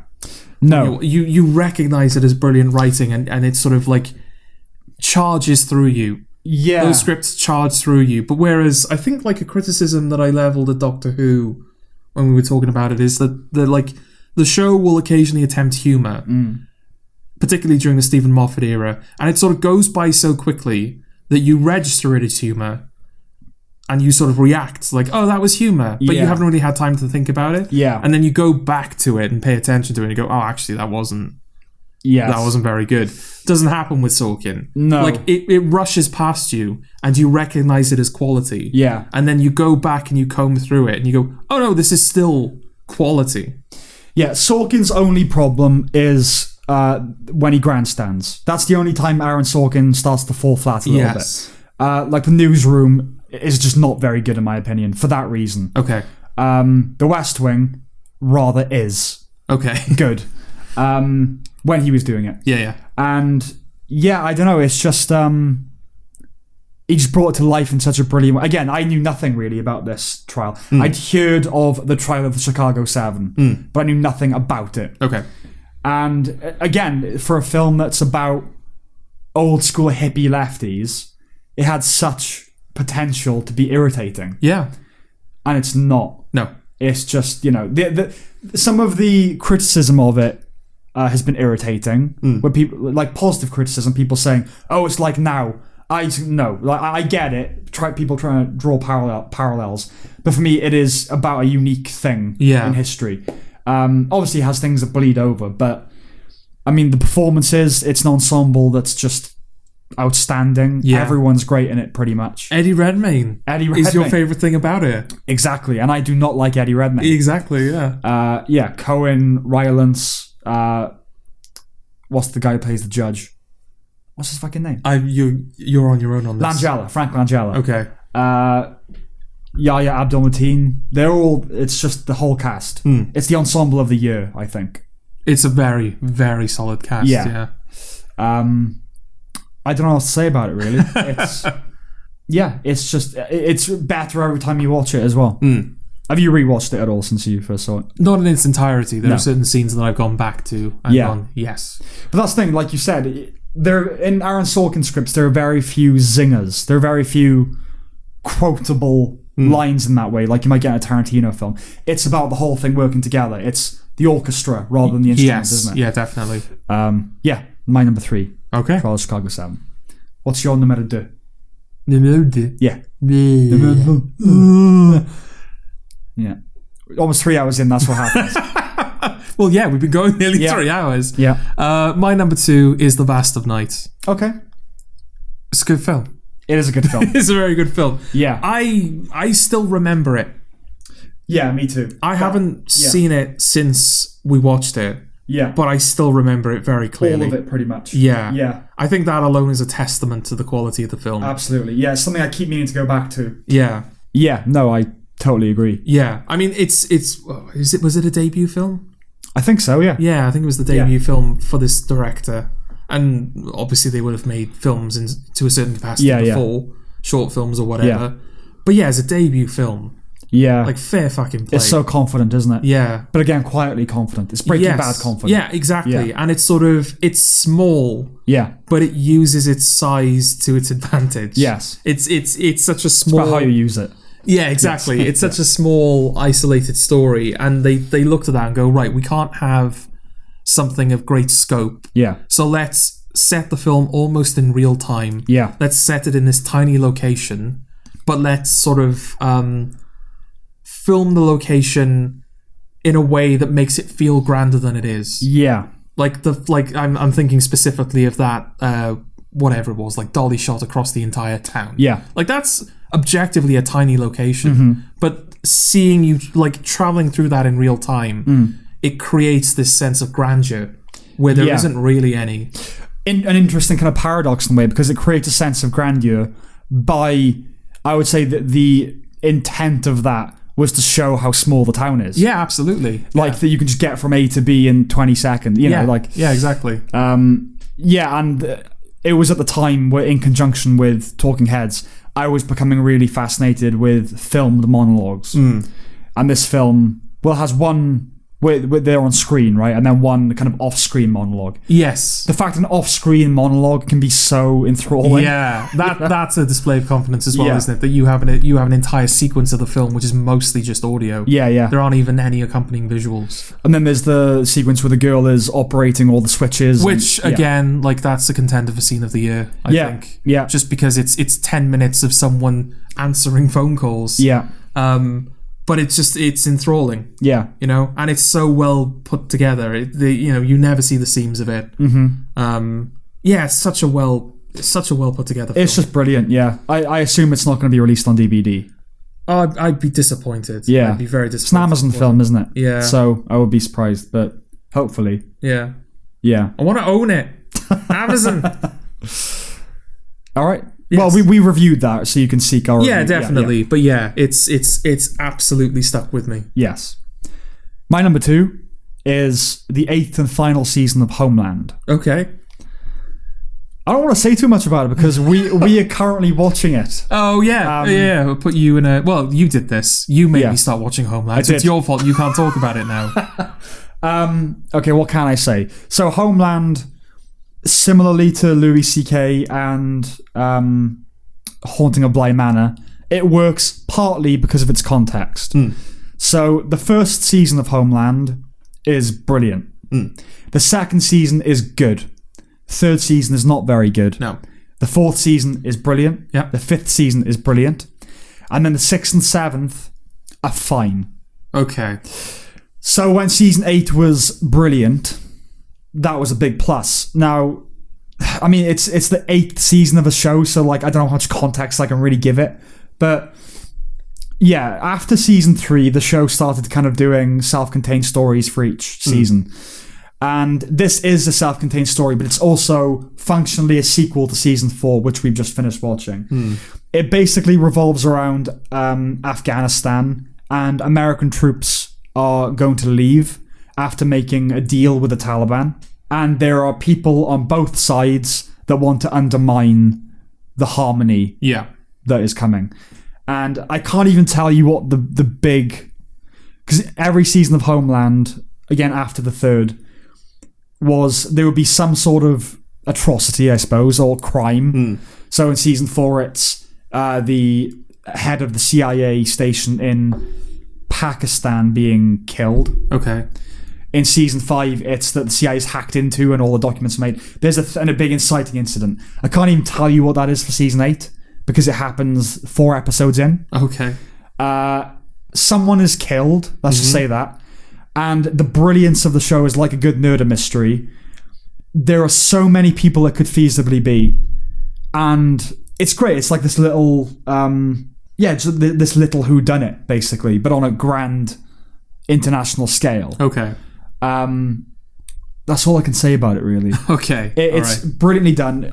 Again, the ensemble is fantastic. Mandy Patinkin and Claire Danes really bringing it in for the end.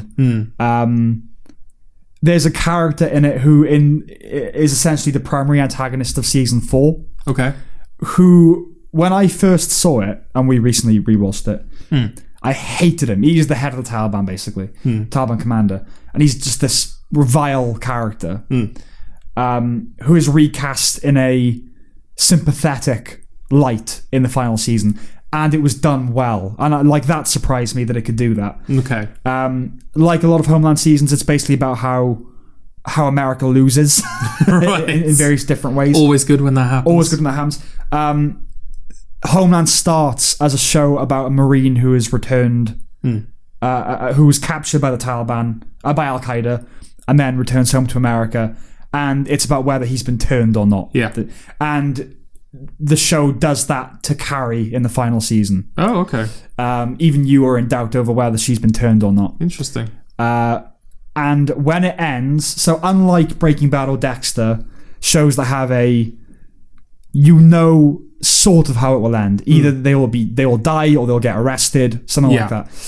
Homeland was never a show like that, where it had the ending. Well, I suppose if you were watching it from the beginning, the show ends with you finding out if he's been turned. Yeah, I guess, right? Yeah. And then when it reinvented itself, it's like, well, anything. Yeah. Like, there is no unifying ending to all of this, but it did that. Right. And it's like, of course, that's how it has to end. Okay. So, yeah, just absolutely fantastic. Best drama of the year. And I'm just upset the more people... A, aren't watching it in general, but B, will have been turned off by... Like, you never would have watched it. Right? No, I was done after series 3. Yeah. But are you glad that we've... Yeah, definitely. Yeah. It's... I don't know if I sort of respect what the show has done. Yeah. Where it sort of went, right, we're done with Brody. Yeah. And rather than doing... trying to sort of recapture that storyline in spirit, let's just go off in a completely different direction. Yeah. I do admire that, but it does create that sort of problem of like, well, people aren't going to come back to it because it's still Homeland. Yes. Why not just make a spiritual successor? Yeah. Rather than continue. Because it's untidy as well, isn't it? In what way? You've got the first 3 seasons of Homeland, which are basically their own show. I know what you mean. Like, yeah. I know from like an OCD kind of point of view. Yeah, I know what you mean. I know what you mean. Thing is, Homeland is never bad. It's never bad television. Okay. The 3rd season is its worst, and there are some things that are kind of ridiculous, but it was still better than most other television. But I know what you mean. The kind of the germophobic thing we have about things like that. Yes, we like things to be nice and clean. No, but just as an experience. I can forgive it. Yeah, given the quality. And if that was a necessary seasons. move to get it to the point where they could do series 4 and 5 and 8, then fair enough. Yeah, All right, that's Homeland. Okay, what's your number 1? My number 1 is Doom Eternal. Okay. This is my first and only video game. Okay. Well, I said during the caveat at the beginning that there are many games that I might have made it onto this list, but I haven't played them yet because I have I generally wait to see how games gestate. Yes. Before I go. Not Doom Eternal. I picked that up pretty much straight away. In fairness, we were all going into lockdown. Yes. So it's like, all right, I need something to do. But also, like, I really liked Doom 2016, and there was just nothing about this game that was turning me off. So I was like, I'm just going to dive in. I'm going to buy it straight away. And I was not disappointed. Yes. It's such a... Talking about confidence, this game is one that just oozes confidence. And not like... It feels well earned. It doesn't feel like it's being... like you've seen, like you see people displaying in it this sort of confidence and you go, why are you acting like that? Right. You shouldn't be confident. Yes. You just look like a tit. Yes. It's not like that as well. I mean, Doom, it's very abrasive in general, and I think that's sort of one of the things that's successful about it is it's so like in your face that you just kind of end up going, yeah, you know what? I'll roll with it. Yeah, I'll roll with it. Yeah. I mean, it's sort of difficult to talk about because it's a game, so there's like other things you can go into rather than just the experience of, the experience I had while watching it or what it does from a narrative perspective. There's like mechanical things you can talk about. Yeah. And that's definitely where Doom shines. It's definitely at its strongest on a gameplay front. I'm trying to think of how to sort of explain. Have you ever seen like a genre film or just like a film in general where you watch it and you feel you have this sense of like, it feels like we've been building to this. Okay. Like you see a really, really good action movie, like Mad Max Fury Road, for example. Yeah. Where it feels like action movies have been building up to this for a while. It has a kind of inevitability about it. Yeah. I think Doom Eternal definitely has that. Just in terms of first-person shooters, it feels like, this feels like we've been building to this for a while. It's such an exemplary shooter in its genre. Yeah. And it's not perfect by any stretch of the imagination. There are things that it does that the original didn't do, which are, it's worse for it. Okay. But when I say it's confident, it feels confident in all regards. It's confident where it should be, and it's confident where it isn't. Okay. But in a way that kind of like helps. It's endearing. Yeah, almost. It kind of helps tie it together. Just the fact that these things aren't helping the game, or these are to the game's detriment. But the fact that you're just like, no, here they are. So totalizingly unapologetic. Yeah. It's like, fine. You don't need to apologize. Yeah. Yeah, it's just really fucking good. I just really like it. Have we talked about this on an earlier episode? I feel like we did. Yeah. I feel like a lot of it was cut. Okay. Because you have a nasty habit of just not responding to me when we talk about video games. You just kind of go, yeah.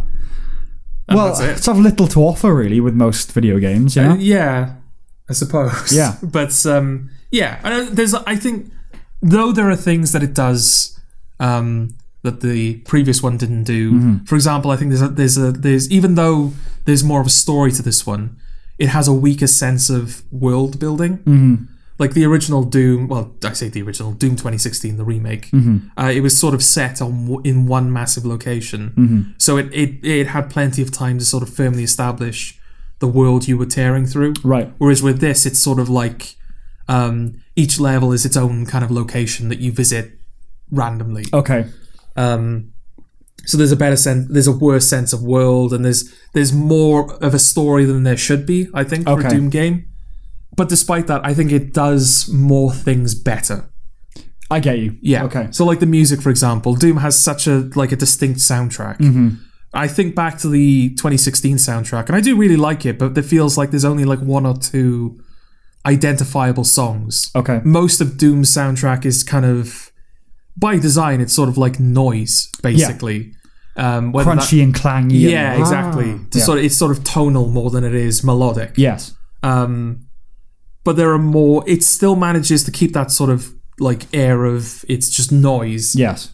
But there are more distinct songs and motifs in the soundtrack to the second one. Yeah. Things like that, where it's like it's taken certain things forward and it's just improved them in general. It's a very good video game. I recommend it too. It's very, as I say, it's very abrasive. It's very quick. Yeah. It's a game that I would want to recommend to people, but I feel like it's probably a bit much. Yes. If you're not into games or if you haven't played many games before, just because it's so fast. Okay. And it demands so much of you. Right. Okay. That I think it will, it's not impenetrable. Well, but it requires you to have a certain level of competency, I think, before you go into it. Well, it's interesting because is that counterbalanced by its simplicity? It's not dense in that way, right? It's Scott Pilgrim. It's not The Wire. you know what I mean? It's like it's full on. It's Jesus, okay. Yeah. But it's simple. It's straightforward. You're just killing things, basically. It is simple. Yeah. It does sort of layer its mechanics a little bit. Yeah. So I think I don't know if this is something that made it into an episode. There's almost this level of resource management within the combat. Right. So, like, if you kill an enemy a certain way, you'll get ammo. If you kill them a different way, you'll get armor. Okay. You'll get health if you kill them a different way. And your resources, by design, they run out pretty quickly.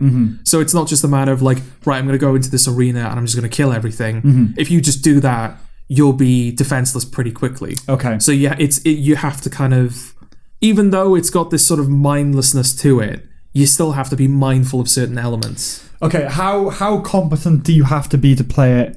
As in, so I grew up playing video games. So I remember playing Gears of War, I think. Okay. So my uncle was a PC gamer.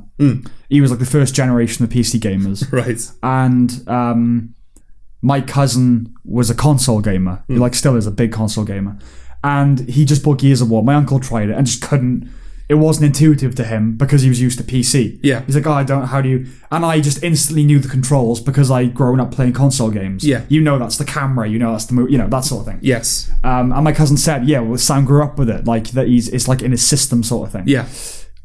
So I am not a gamer by any stretch. And I don't know, if you threw me onto like COD multiplayer, I would not do well at all. Right. But I'm a competent gamer in that, you know, I sort of know what I'm doing. Yeah, you're not going to be lost by the type of people who don't know how to turn a camera. They'll just run into walls. You're not that. No. So would I be competent enough to play? I think probably, yeah. Okay. It's not like Dark Souls where... you need to be like brilliant. Like, you need to know how video games work if you're going to try and penetrate Dark Souls. Yes. It's not that, but it's... Like, if you're unfamiliar with first-person shooters, I don't really think you stand a chance. Okay. But it's the pace and intensity that you need to adjust to. Yes. So when I say that you need a baseline, you don't need to be brilliant. You just need to have enough of a I feel like we're reaching a point now where people generally have a baseline understanding of video games. Yeah. Just because enough people play them and they've become universal enough. Yeah. Like, the first-person shooter, you turn the camera with the right stick, things like that people understand. But yeah, I wouldn't recommend it as like one of the first games that people play. No. Okay, yeah, fair enough. Is it like Scott Pilgrim as well, in the sense that if you're over a certain age, you're probably not going to like it? Maybe. You've got to be young and quick for it not to overwhelm you. Oh yeah, definitely in that respect. Yeah. Okay. All right. Yeah. Is that it? That's it. That's my list, such as it is. Well, this is kind of an anticlimax, really. Oh. Well, given that I go by the 2020 release schedule, oh, right. my number one is obviously Parasite. Oh, of course it is. Yeah. So it was your favourite film of the 2010s. Yep. And it's your favourite film of 2020. Yep. Okay. All right. What can I say that hasn't been said? I mean, we've talked about it. We've reviewed it at least twice. Yes. We've talked about it a lot. Yeah. It's often a point of comparison now. What can I say about Parasite? So, whereas you feel like Doom was inevitable, Parasite was astoundingly evitable. Okay. It was... No one knew it was coming. We had no right to expect it. Yeah. It was just a gift, wasn't it? The Parasite. There was no build-up to it. It was just there all of a sudden. Yeah. And it was a masterpiece. Yes. And it is a masterpiece. It's something that I say without qualification. Yeah. Parasite is a masterpiece. It is one of the greatest films ever made. It's one of my favourite films of all time, obviously. I think when we did our top 10 movie films of the 10s, it was maybe like 6th for me or something like that. Yeah. It's now 2nd. Okay. It's all I can think about, really, when it comes to cinema. It I think goes up and up and up. we were being cautious, weren't we? Because we were fresh off the heels of seeing Parasite. Yes. But I think even at the time we were expecting it was going to go up. Yeah, and it has. It clearly has, yeah. Yeah, number 2, hands down. Like, The Social Network is still my number 1. I'm not saying The Social Network is a better film than Parasite, but The Social Network just has like a special place in my heart. Yeah. Whereas Parasite doesn't quite have that. That's kind of nice, though. They sort of bookend the decade, don't they? Yeah, that's nice, actually. Yeah. Yeah, there's nothing new I can say about it, so I'll just shut up and just say, for God's sake, watch Parasite. Yeah. It's the best film of 2019 and 2020, don't you know? Indeed. Yeah. Yeah. Well, that's it then, isn't it? It is. That is it. Oh, something we should tell the audience, George, probably. What's that? We are going to take a 2-month sabbatical. Oh, yeah, we should probably tell them that, shouldn't we? Yeah, we're not going to be... Yeah. Obviously, it's been fairly inconsistent, our upload schedule over the past couple of months. So we're just doing it just to sort of like refine our footing a little bit. Yeah. Get ourselves back on a good schedule. Sort our lives out in general. Yes. So that a good schedule could be had. Yes. And also wait for things to happen. Yeah. I mean, you're probably not going to miss us, but yeah, we'll be back late February. Yeah. Is the idea. That's the plan. So hopefully, I mean, that will be leading up to Oscar season, so hopefully we'll have a lot of films to discuss. Hopefully. And hopefully it won't be too many. No. Because last year was a fucking nightmare. Yeah, it took us like 3 episodes to catch up to everything. All right. Fare thee well. Bye.